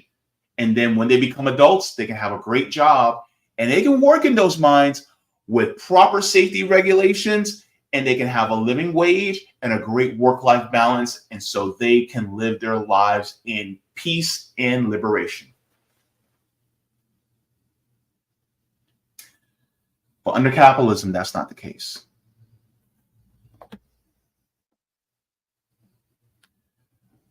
So this is why we have to pay attention to this. Now, I want to share this as well.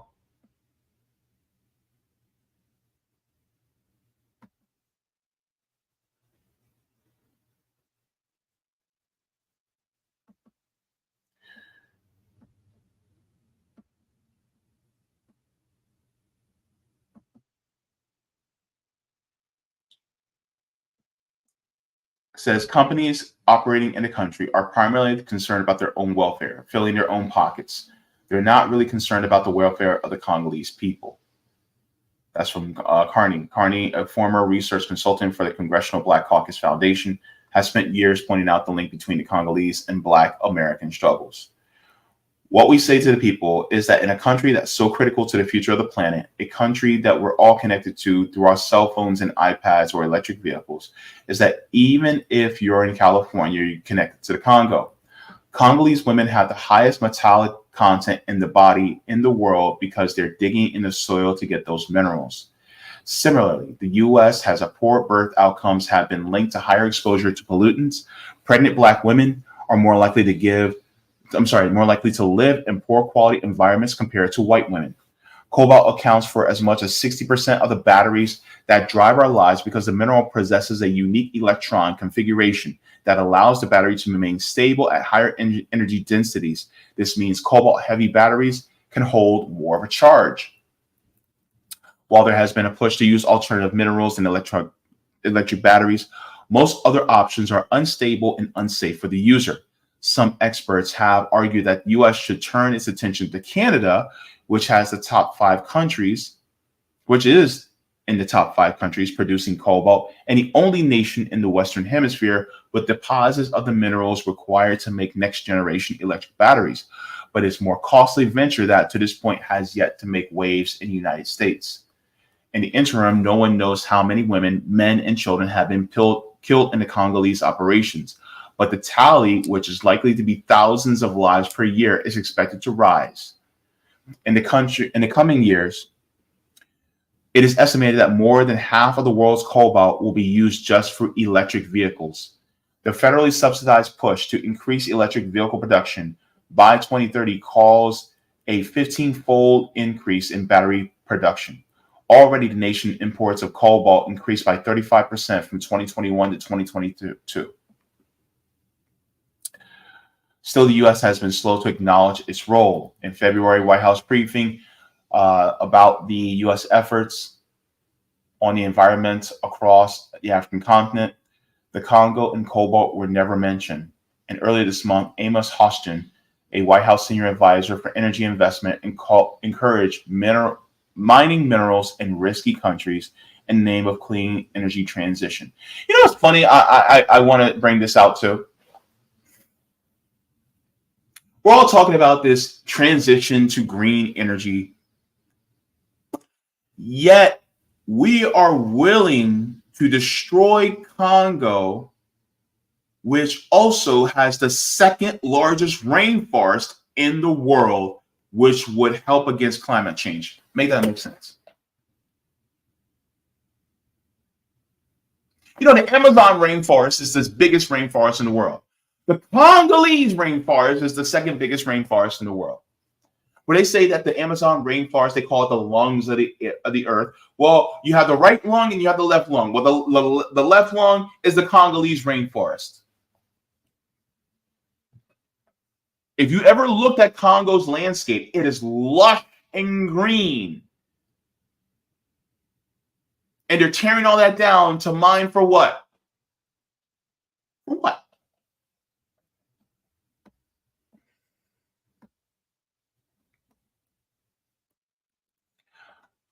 He says we can all live in capitals and cities around the world and say, I don't want to do business there. But what you really saying is we're not going to have an energy transition, because the energy transition is not going to happen if it can only be produced where I live under my standards. Here's the problem, though.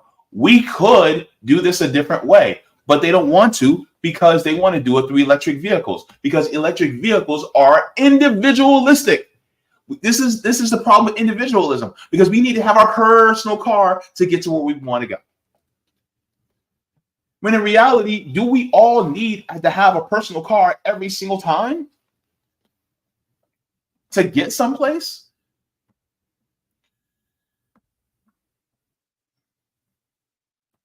It says the Congo is home to more than 90 times the amount of cobalt reserves found in the United States, where the Native American tribes have been exploited for the resource. Over 2/3 of Americans' cobalt is on Native American land. It is one of the several movements around the clean energy transition where workers and activists are highlighting how the greening of the world is coming at the expense of Black and Native lives. Recently, the push for mining in the Congo has reached new heights because of the rift in China-U.S. relations regarding EV production. Earlier this month, the Biden administration issued a 100% tariff on Chinese-produced EVs to deter their purchase in the United States. Currently, China owns about 80% of the legal mines in the Congo, but tens of thousands of Congolese work in the artisanal mines outside of these facilities where there are no rules or regulations and where the U.S. gets much of its cobalt imports. Meaning, China may be doing it a little bit more above board than the United States when it comes to getting the cobalt. The United States just says, well, hey, go for what you know.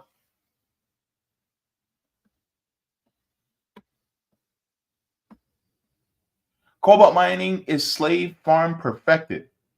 That is from Sith Kara. Wrote in the book Cobalt Red, How the Blood of the Congo Powers Our Lives. It is a system of absolute exploitation for absolute profit. So let's go. This part really needs to hit home. It says, while it's the world's richest country in terms of wealth from its natural resources, Congo is among the poorest in terms of life outcomes. Of the 201 countries recognized by the World Bank Group, it has the 191st lowest life expectancy. Remember what Michael Parenti said? There's no poor country. These countries are rich. It's just they're overly exploited. And that's what we see happening in places like DRC. DRC is literally one of the richest countries in the world, if not the richest country in the world. But because of exploitation, the people are poor.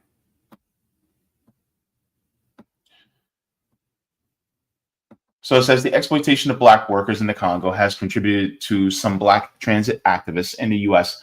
not fully supporting the transition to electric vehicles, despite the pollution and health benefits for some Black communities at home. The American Lung Association says 110,000 lives will be saved and 2.7 million childhood asthma attacks avoided by 2050 if Biden's goals are reached and transportation pollution is lowered. But today, although electric vehicles do not directly emit fossil fuels, the energy generated to charge an electric vehicle mainly comes from polluting fossil fuel power plants, which are disproportionately found in Black communities. So even when we still try to transition away from fossil fuels, we at the Black communities are still harmed because the power plants still use fossil fuels, which power the electric vehicles that are being bought in mass. So we're still getting shafted here in the United States. This is why I say it's all connected. Because the activists say that moving towards mass transit options will create a actual societal benefits.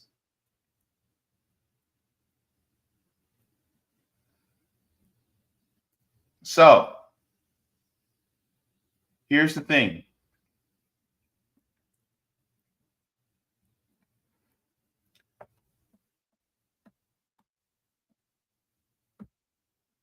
The best way to curb what's going on is, yes, we have to change the system from the ground up. There are ways to go about it, though. Some of the ways to curb so that we can fight climate change, but also fight exploitation, is to go by mass transit instead of this mass producing electric vehicles. You see, the issue is you're making these big batteries for these vehicles for individual people, which means you're going to need a lot more. Versus, are we still going to be needing these batteries? Yes, but I'd rather have electric batteries made for buses rather them or trains or what have you than for independent vehicles. Let's take a look at this.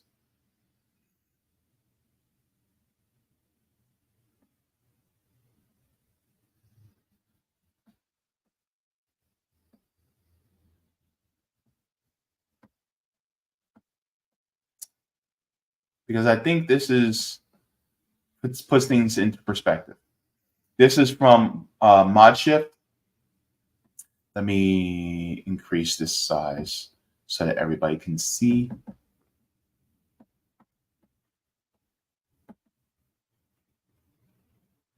Okay. It says personal vehicles are among the largest contributors of carbon dioxide, CO2 emissions, and the typical American household. It is estimated that the average household with 2 cars consists of 3 main areas of CO2 emissions: electricity, natural gas, and private vehicles. Electricity accounts for around 25% of total emissions, natural gas for about 20%, and the remaining 55% is all contributed by cars. Public transportation is part of the solution to mitigating the effects of climate change, improving the quality of air in cities, and reducing the CO2 emission levels generated by the sector. Vehicles and public transit are better for the environment and are more effective in reducing fuel usage as well as the number of emissions per passenger. An average transit bus can fit up to 42 people, meaning that a full bus can reduce the need for 42 single passenger cars from the road during a single commute. A group of full buses running every 15 minutes along one route can take up to 168 cars off the road each hour. It's estimated that one person can cut their carbon dioxide emissions by 48,000 pounds per year if they switch from their car to using public transit. So you got to think about it. If you're on a bus, right? 42 people in that one bus versus 42 cars. 42 cars takes up a lot more room, and it's a lot more batteries because you have 42 people being moved by 42 batteries versus one large battery instead.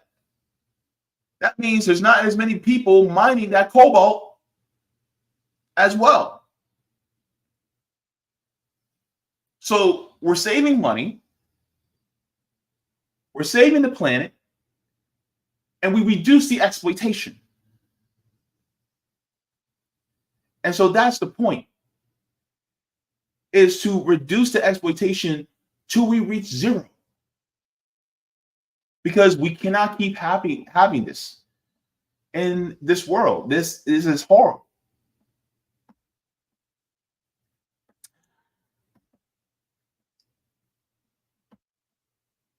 I encourage you guys to follow friendsofthecongo.org. This is a website that is raising consciousness about the challenges of the Congo. So if you guys would like to, you guys can go to this site. I follow them also on Twitter. So I will share their website here, and I will also share their Twitter. So there you go. But there are solutions. So if we can start using public transportation more, that will also curb it, right? We need more electric buses. If we can start doing that more to curb climate change, encouraging more public transportation. Also, if we can start pushing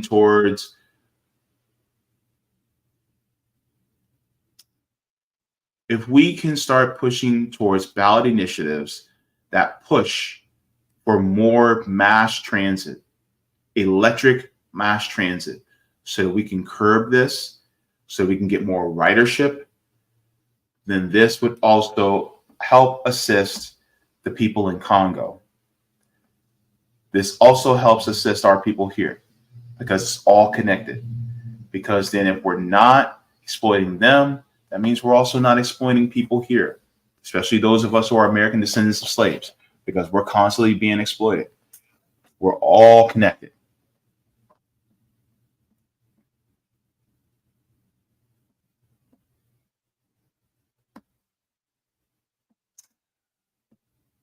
Let me share their page.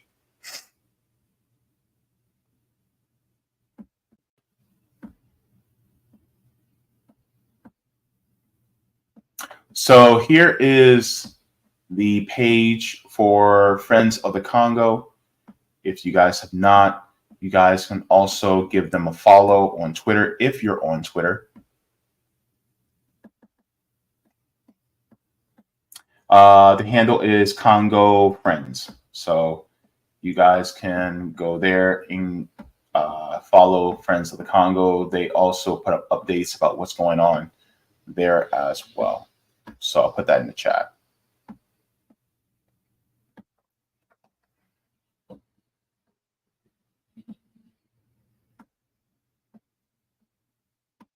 But yes, this is something I think that is absolutely important that we need to talk about when it comes to this type of issue.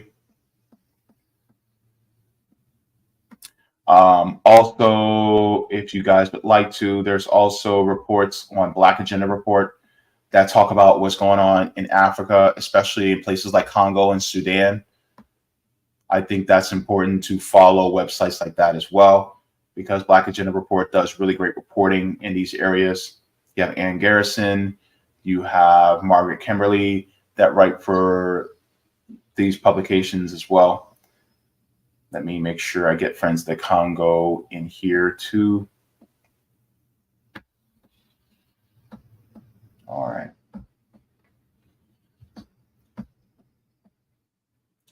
Okay, so ultimately what needs to happen is that we need to stop fooling ourselves. Is that we need to push for a better world that is more sustainable environmentally among all of us, but we have to do it outside the use of exploitation. This means that we can't do it through capitalism, because that means somebody's going to get shafted. That means somebody's going to get exploited. That means somebody's going to get used in a nefarious way. And we cannot allow that system to continue. Are we curbing climate change? Yes, but at the expense of people in Congo. And if it's not people in Congo that are going to suffer, it's going to be other people that suffer. Look, we have cobalt mines here in the United States, but it's on native land. So are we going to do it at the expense of our indigenous brothers, sisters, and siblings too? No, we can't. So we have to do it differently. This also means that we have to change the system so that we have more fair trade with these countries. This means that we also have to stop these regime change wars and coups that our country does just for the benefit of these multinational corporations. Why do you think we don't have Patrice Lumumba in Congo anymore? Because these multinationals wanted it that way. They didn't want Patrice Lumumba to be around so that they could keep doing things like this. If Patrice Lumumba or anybody else like him were still alive and still had an administration in Congo, would Congo be going through this right now? No, absolutely not. But the West, particularly countries like the United States, want to keep this in place. This is why it's up to us to change things here, as well as influence what is done abroad. It's up to us. Got to change the empire from the inside so that we can help the world on the outside.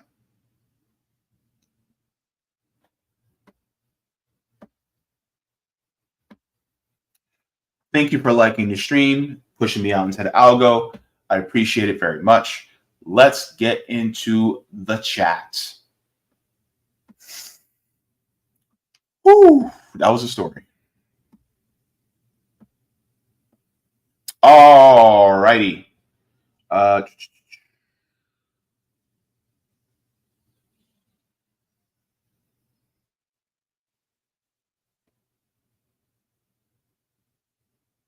me see. Thank you very much. Hemcar says Breivik killed over 100 college kids, gunned them down with nowhere to run on an island.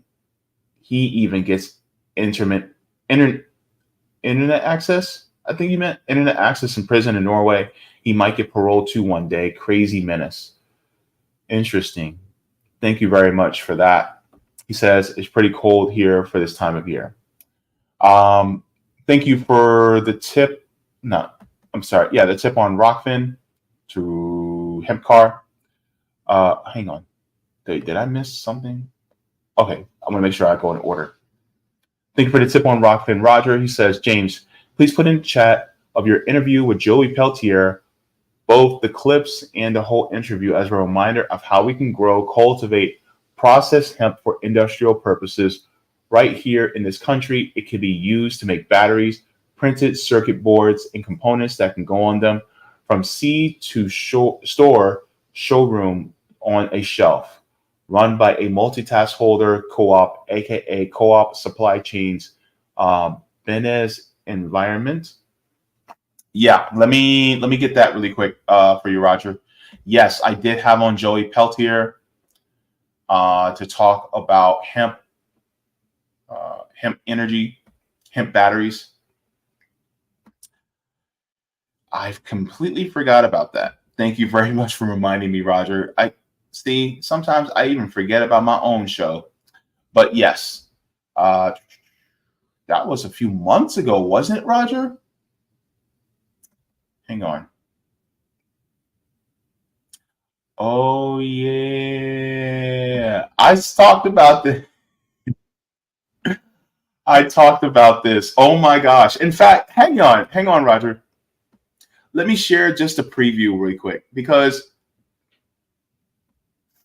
this is also another answer. Hemp. I forgot. I think it'd be illegal, though. You know, technically under the law, there should not be any artisanal mining taking place in any industrial mine. And yet, lo and behold, at most of the industrial mines, there is some artisanal mining taking place.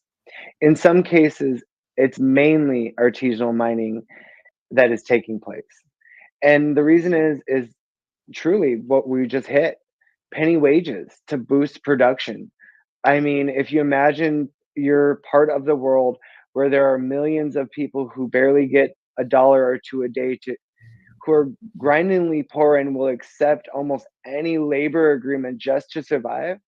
Well, you put them in a tight pit, cram them there with over 10,000 people, and pay them a couple dollars. You have and they'll produce thousands of tons of cobalt per year for almost no wages. And that's not illegal, but it's happening. It's freaking gross. Why are these allowed to happen? I mean, imagine an entire population who cannot survive without scrounging in hazardous conditions for $1 or $2 a day. There's no alternative there. The mines have taken over everything. Hundreds of thousands of people have been displaced. Their villages have been bulldozed to make places for mining concessions.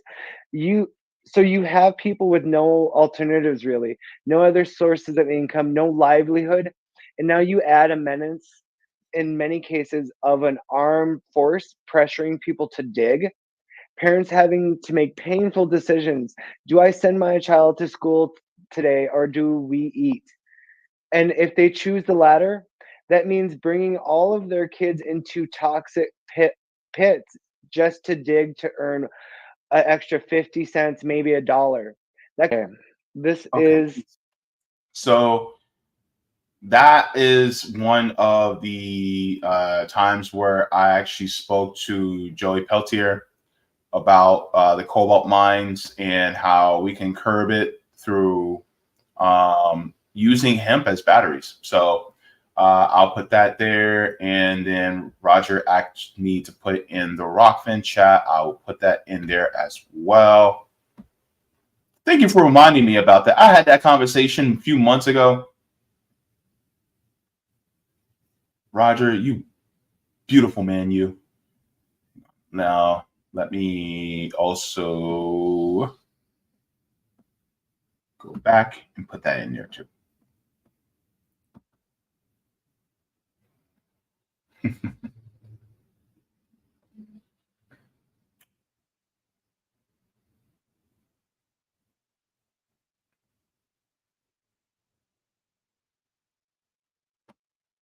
Oh yeah, and then this whole thing about hemp. It's a whole segment about hemp as well. Okay, so if you guys have not, you guys can also. It should be an interview playlist of my channel as well, so you guys can have that. There you go. All right. So there you go. Now let's go back to the chat.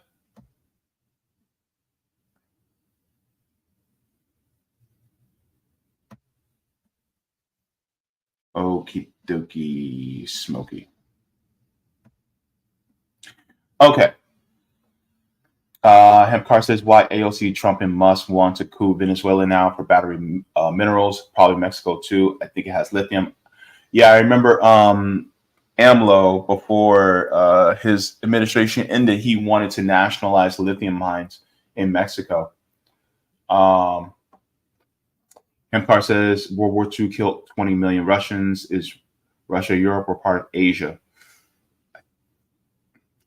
Technically, it's all one country, because technically a continent is supposed to be a large land mass, and Europe and Asia aren't divided by a small little piece of land. So therefore, technically, Europe isn't really a continent. Technically, Europe is actually just Western Asia, but that's a whole nother argument. Thank you for the tip. Hempcar says Navy.mil said they'll power their fleet on seawater. We have hemp fuel engines and ones that run on hydrogen. Why don't we ever hear about that? What? Wait a minute. Hempcar, what you talking about? What? Hang on. Wait. What? U.S. Navy has found a way to turn seawater into fuel? Hold the phone. This came out 10 years ago. This is an article 10 years old? Hempcar, hold on. Whoa. Wait. Hempcar just be sending me stuff like that blows my mind. U.S. Navy has found a way to turn seawater into fuel. The U.S. Navy has found a way to turn seawater into... No. Scientists have found within the United States, they have successfully developed a way to convert seawater into jet fuel, calling it potentially revolutionary advancement. Researchers at the Naval Research Laboratory developed technology to extract carbon dioxide from seawater while simultaneously producing hydrogen, and then converted the gases into hydrocarbon liquid fuel. The system could potentially shave hours off at sea refueling process and eliminate time spent away from missions. Currently, most of the Navy's vessels rely entirely on oil-based fuel, with the exception of some aircraft carriers and submarines that use nuclear propulsion, reports some International Business Times. The ability to render fuel from seawater may change that. Oh my God. What? And if we could...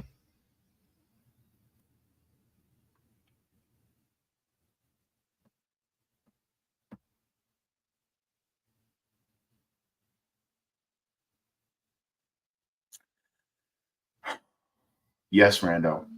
I agree. Yeah. This is crazy. What? Okay. Thank you for that, Hempcar. Let's continue. Says, so disgusting we can't get adult workers and modern day equipment to pay these people a living wage and decent hours. Thank you for the tip on Rockman. Roger says, matter of fact, here is one hemp used as batteries. This one uses other different uses for hemp.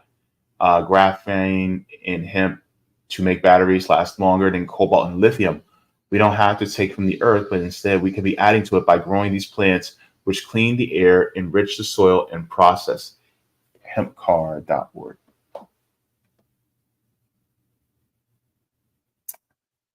You see, yeah, blame it on China for having to adapt. The capitalist model survive. And who buys those Chinese products? Yeah, Americans. Cut out the middleman, take out the parasite class. They're taking all the exploits. We could buy from them at a fair price and probably get the stuff cheaper if rich families didn't own the mines, but the people, but the people instead, basically. Yeah. Roger, thank you for this tip. He says, oh my God, James, this is one I found a few minutes ago. Will blow you out the H2, will blow you out the water. We need to build a co-op supply chain around this. They are discussing graphene here and they just fail to mention that graphene is plentiful in hemp. You can play this for the soldiers and place in chat as well. It'd be most appreciative. Trust me, they'd love it. Is it going to be long? Because I'm trying to end the stream. I'm at 2 hours now. All right, hang on. We can do a couple minutes.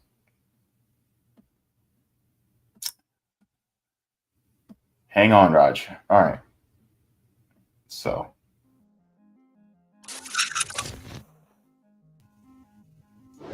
Electric vehicles have been around for a few years now, and they have become more popular in recent times. In all this time, one of the many things that consumers and manufacturers will agree on is that lithium-ion batteries are not good enough if we want to keep the EV revolution alive. Therefore, manufacturers have been looking for other options that can solve the problem lithium-ion batteries have and offer better alternatives for EV batteries. One of these options is graphene, a material that has remarkable properties and potential applications. So, how good can graphene batteries be, and what can they bring to the EV industry? Join us as we take a look at graphene batteries and how they could change the EV industry.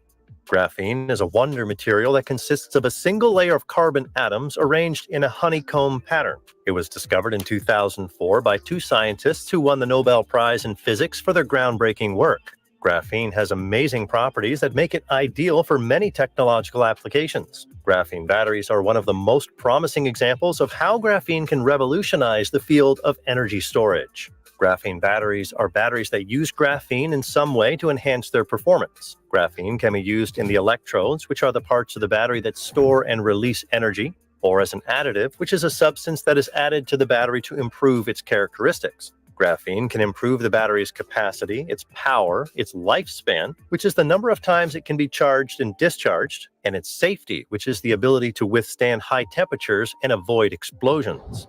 Graphene has been a hot topic in the field of energy storage ever since it was first isolated. Researchers and companies have been exploring the potential of graphene to create better batteries for various applications, such as electric vehicles, smartphones, laptops, and renewable energy sources. As soon as the first commercial graphene manufacturers were established, there has been a steady stream of announcements related to batteries that use graphene in some form or another.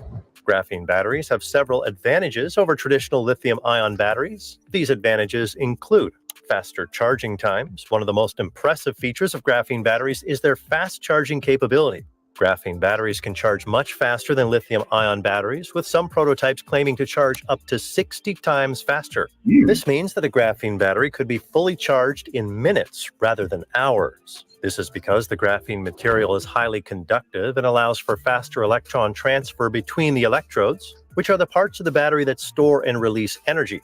Faster charging times could save time and energy and improve the convenience and usability of battery-powered devices. Longer lifetimes. Another remarkable feature of graphene batteries is their long lifespan. Graphene batteries can last much longer than traditional batteries, with some prototypes claiming up to 5 times the lifetime of lithium-ion batteries. This means that a graphene battery could be used for thousands of cycles rather than hundreds. This is because the graphene material is highly stable and does not degrade as quickly as other battery materials, such as liquid electrolyte that is used in lithium-ion batteries. Longer lifetimes could reduce the need for frequent battery replacements and the lower environmental impact of battery waste. Higher energy densities. A third notable feature of graphene batteries is their high energy density. Graphene batteries have a higher energy density than traditional batteries, meaning they can store more energy in the same amount of space. This makes them ideal for applications where space and weight are critical, such as portable electronics and electric vehicles. For example, a graphene battery would be able to power smartphones for days, and not just hours like lithium-ion batteries today. It could also power electric vehicles for hundreds of kilometers more than lithium-ion batteries. This is because the graphene material has a high specific surface area, which means that it can pack more active material in a given volume, and a high specific capacity, which means that it can store more charge per unit of mass. The fourth important feature of graphene batteries is their improved safety. Graphene batteries are less prone to overheating and thermal runaway than traditional batteries, reducing the risk of fire and explosion. This is because the graphene material is highly conductive and can dissipate heat more efficiently, reducing the risk of thermal runaway, which is a chain reaction of heat generation and gas release that can cause a battery to burst into flames.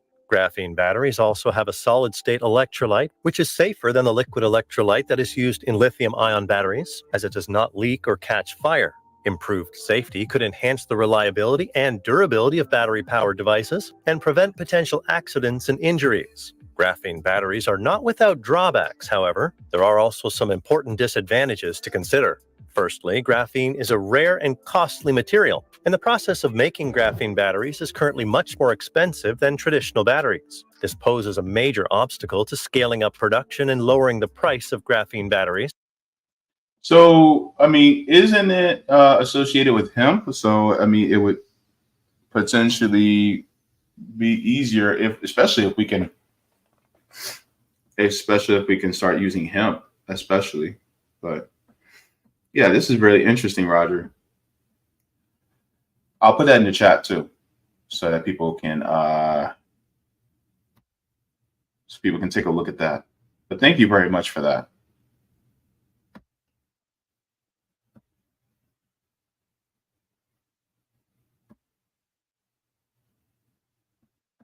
All right, thanks. All right, let's go to the rest of the chat.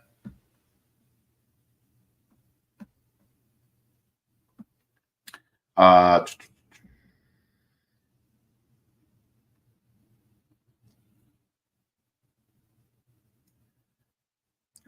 me see. Sorry to bother, but you got the neurons popping in the research juices. While watching your show, this guy mentions Carbonatura located somewhere in Florida using hydroponics grown in large warehouses, so it doesn't have negative impact on ecosystems, using hemp to convert to graphene for batteries and better industrial diamonds. Bam. Roger, I'm trying to end the stream, man. You're sending me all this stuff, man. Look, Lord. Oh yeah, I can't play this. It's long, but yeah, okay. I'll share that in the chat though. There's a lot. You're sending me a lot, Roger. Man. Woo. But yeah, I also think that we can try to implement graphene battery manufacturers to be we can try to implement them to be worker co-ops. I think that would be pretty cool. Let's see. All right.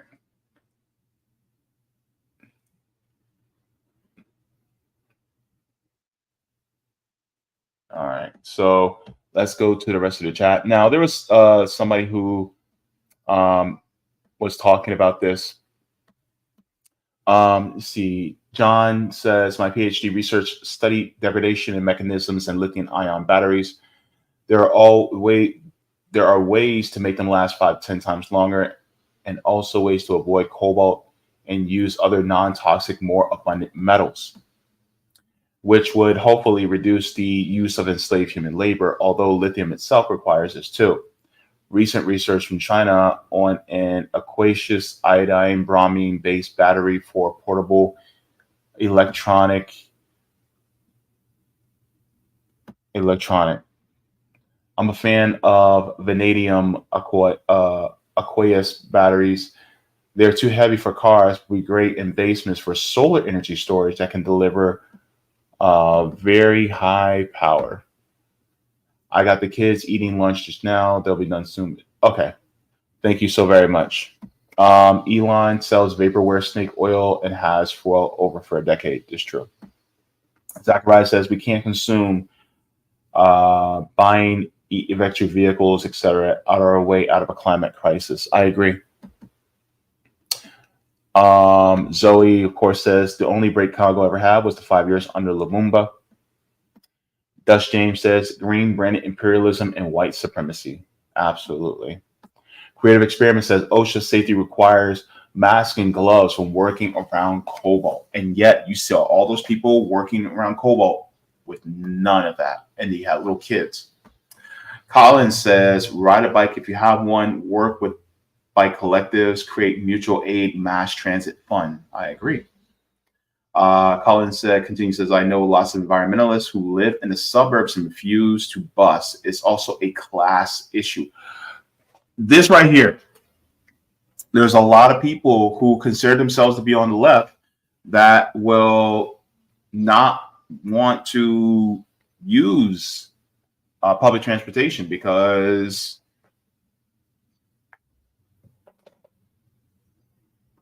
individualism.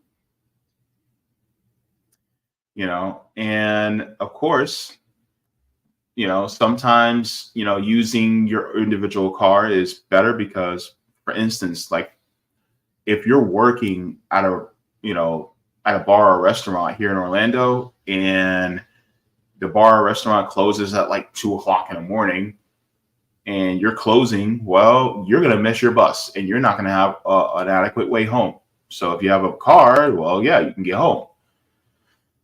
But that's the part that sucks, is that we don't have an adequate mass transit system here.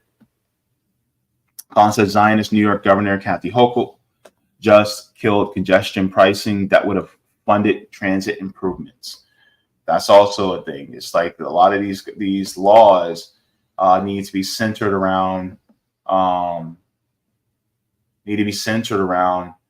building for more collectivist type of systems, like a mass transit system, but they don't do it because ultimately the auto companies do not want to do this.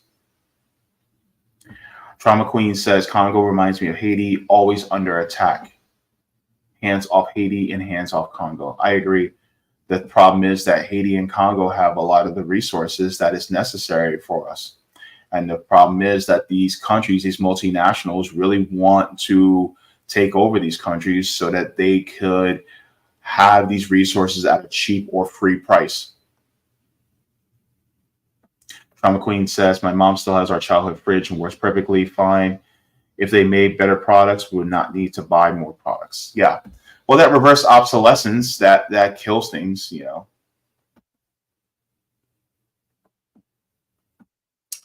Colin says, JB is it's an odd book, but very effective. Please consider reading Ishmael by Daniel Quinn. Interesting. Thank you very much for that. Yeah. Jacqueline says, no child should be working in a mine or working, period. It is the workers who should receive the profits. They are the ones who earned it. Absolutely. I agree.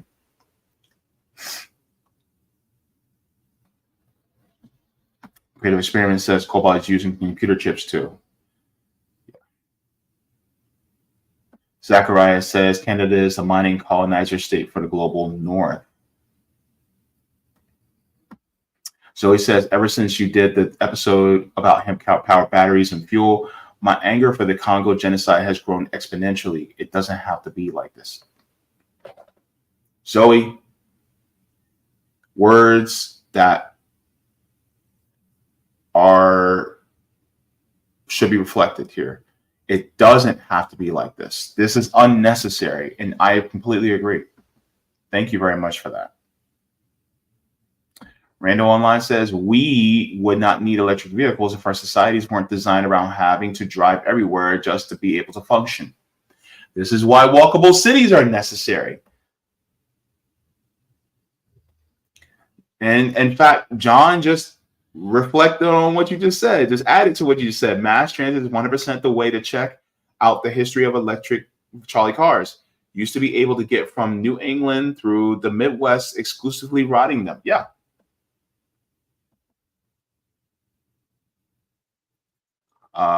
Bryce Smith says, Trauma Queen, I already can't speak for the other people. I've been talking about consuming less. Capitalism hates me saying that. Yeah. And Bryce, aren't you indigenous too?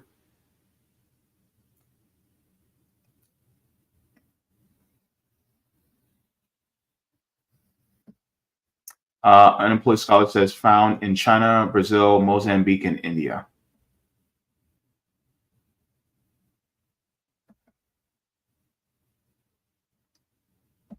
Roger Meadows says, you know, I'm always pushing the envelope. Yeah.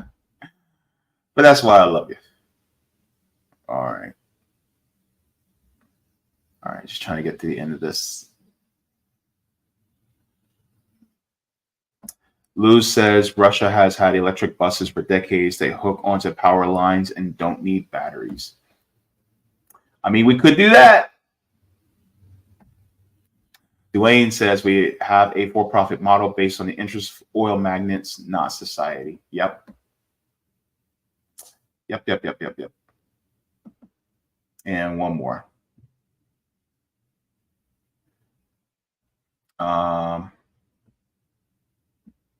Ooh.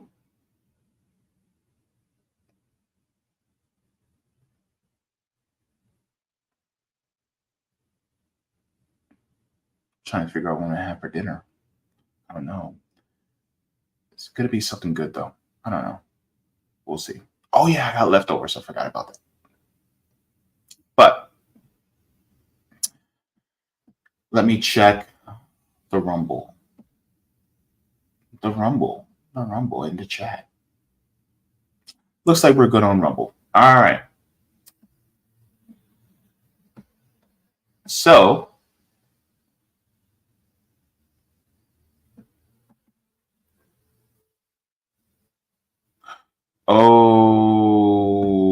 okay.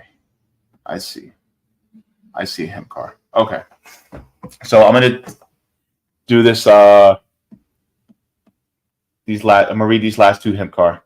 I got to get going because I'm over my time, but let's go. Thank you for tip hemp car. He says 45-second clip of water engine in the news. Let's take a look at that. Hang on. It's interesting. Water-powered engines.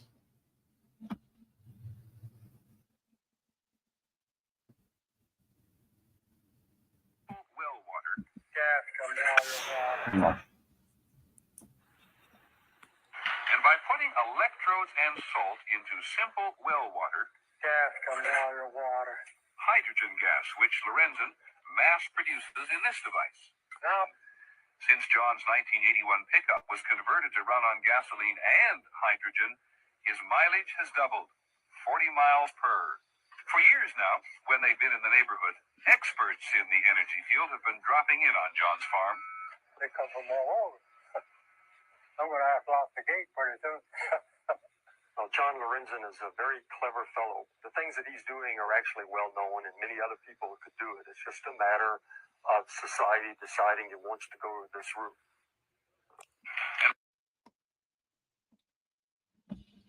Okay, so that's one. And then Hempcar sent me, hang on, this other one.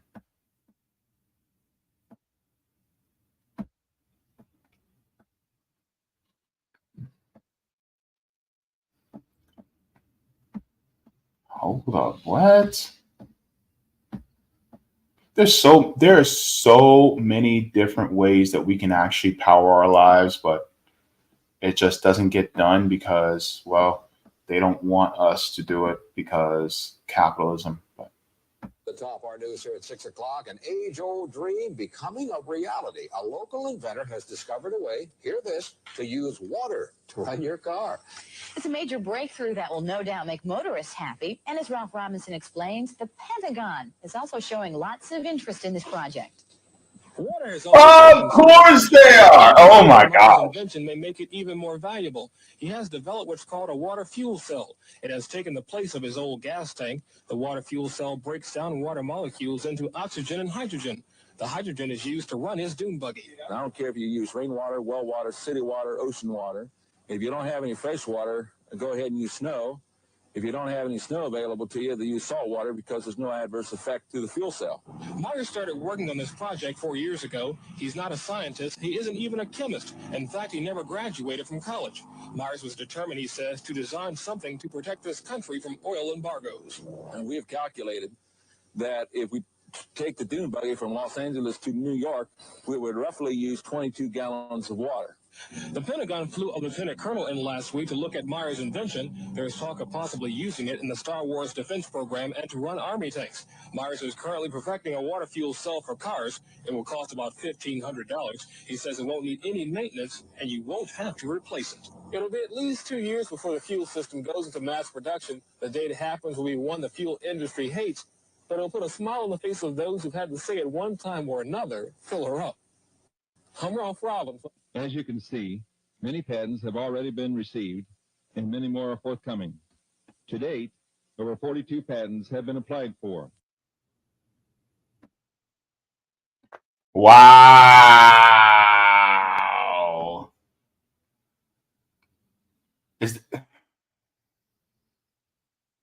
Those two people probably are not with us anymore. They probably had a tragic accident, didn't they? Something tells me that there was some tragic accident that happened to them. I don't know. Just I feel like that's something that would have happened. Roger, thank you for the tip. He says someone spoke about congestion pricing. Let me add my 2 cents here. Number one, that Matt, I was going to have you shows that New York State pays the most in taxes per income, more than any other state. So we have the money. They just need to audit the MTA to find it to pay for infrastructure. 2, why are we being asked to pay out-of-pocket expenses for something our taxes already pay for? Right? 3, the whole purpose why we elected progressive Democrats was to tax the rich, not working class people. Whatever happened to invest in our New York Act that would have taxed Wall Street actively? 4, They need to finance infrastructure, pass the Europe Public Banking Act that would actually finance infrastructure. We did elect these progressives to tax the rich in the past, and this bill not take it out of us. Sorry, dude. I tip more out, but I'm low on cash. It's okay, Kemp Card. It's all good. I appreciate it though. Oh man, this is pretty cool. But yeah, yeah, like for instance, I honestly, and this may sound crazy to many people, but I honestly do think that public transportation should be free at the point of service. I don't think people should have to pay for out of pocket for public transportation. This includes trains and planes. Call me crazy, but I think that freedom of movement should be just an inherent human right. Because the money that you would have to spend in order for the kiosks, for the people to work the kiosks, for all these things for that you charge for, the money that you have to pay people in order to take your money, you could just make it all free, essentially, at the point of service. But they don't want to hear that. And then on top of it, I also think that it should be either publicly owned or co-op owned. And for these things, I mean, I think, it should be publicly owned like Amtrak. We should have a publicly owned airline. I think we should have those. And then the rest be co-op owned. But that's just my opinion. But yeah. But I'm going to head out because I got to get going. Plus, I need to eat. It's been a while.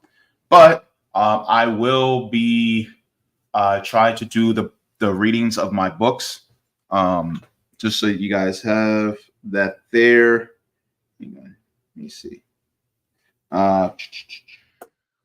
So I will be continuing in the reading of these 3 books of Water in the Spirit. So we'll be talking about that. So we'll continue the reading of that. And then I'll also continue the reading of Presidential by Margaret Kimberly. We're going to continue in that reading. And then we're going to continue the reading of The Will to Change by Bell Hooks. So we're going to continue in those readings in these books as well. Now that I am back on to my regular schedule, I'm going to be doing that too. So be sure to tune into this channel. If you guys have not already, go ahead and give a subscribe to the channel as well. That pushes me onto the algorithm, that helps me grow and pushes me out further. So I appreciate that very, very much as well. So with that being said, without further ado, I'm going to be heading on out. I thought I had a closing video that I was going to do. I was thinking about it. I just, sometimes I like to do closing videos because, it's nice to close out with something that is promising or encouraging. But yes, I had something, but it's okay. But also solidarity with all the people who are fighting right now, especially the people who are fighting for Palestine. But do not forget to fight for also what's going on in Congo, Tigray, Sudan, Haiti. Also, there's a lot of what's going on to those of us, Black people here in the United States. It's, we gotta talk about what's going on with us here at home. I mean, I talked about what happened, to Roger Fortson. I mean, there's still a pandemic of white supremacy that we're enduring here as well too. So we got to talk about it. So, and also there's not going to be a Sabby and JB show this Thursday because I'll be having a doctor's appointment and it may run a little long, so I don't want to risk being late for that. So no Sabby and JB show, but there will be a big Sabby and JB show next week. We're going to be talking about reparations, and we'll be having reparations activists on the Savvy and JB show next week, so tune into that. Also, I will be trying to do my readings again for this week, so tune into that. But yes, so with that being said, I'm going to head on out. And like I always say, water your plants, water yourselves, leave the world better than you found it. Smoke them if you got them, drink them if you got them. If you ain't got them, then watch something funny because joy is revolutionary. And try to curb your use of anything that is battery powered so that we can, reduce the exploitation of people in places like Congo, because it means the world. And if you can push for ballot initiatives to happen in, places like your state, so that we can push for funding for research, not just research, but production of, hemp batteries and things like that, or graphene batteries, or we can push for, making some of these big multinationals co-ops. If we can do something like that, then that would also definitely help. And we can also push for mass transit to be utilized within our respective areas, because ultimately we need more mass transit. So I just want to thank all of you for watching, and forehead kisses to every single one of you. I'll catch you all in the next one. Solidarity and love, my friends. Thank you so very much for watching my channel, and I deeply appreciate it from the top and bottom of my heart. If you wish to support the channel further, so I can keep bringing you content that is educational and informative, you can become a patron on patreon.com/Jaybefaunt. You can find that link in the pinned comment or in the description below. No matter what you give, you'll be supporting independent media and education that helps make the world better. Thank you so much, and you can watch more of my content here. Forehead kisses, and have a beautiful day.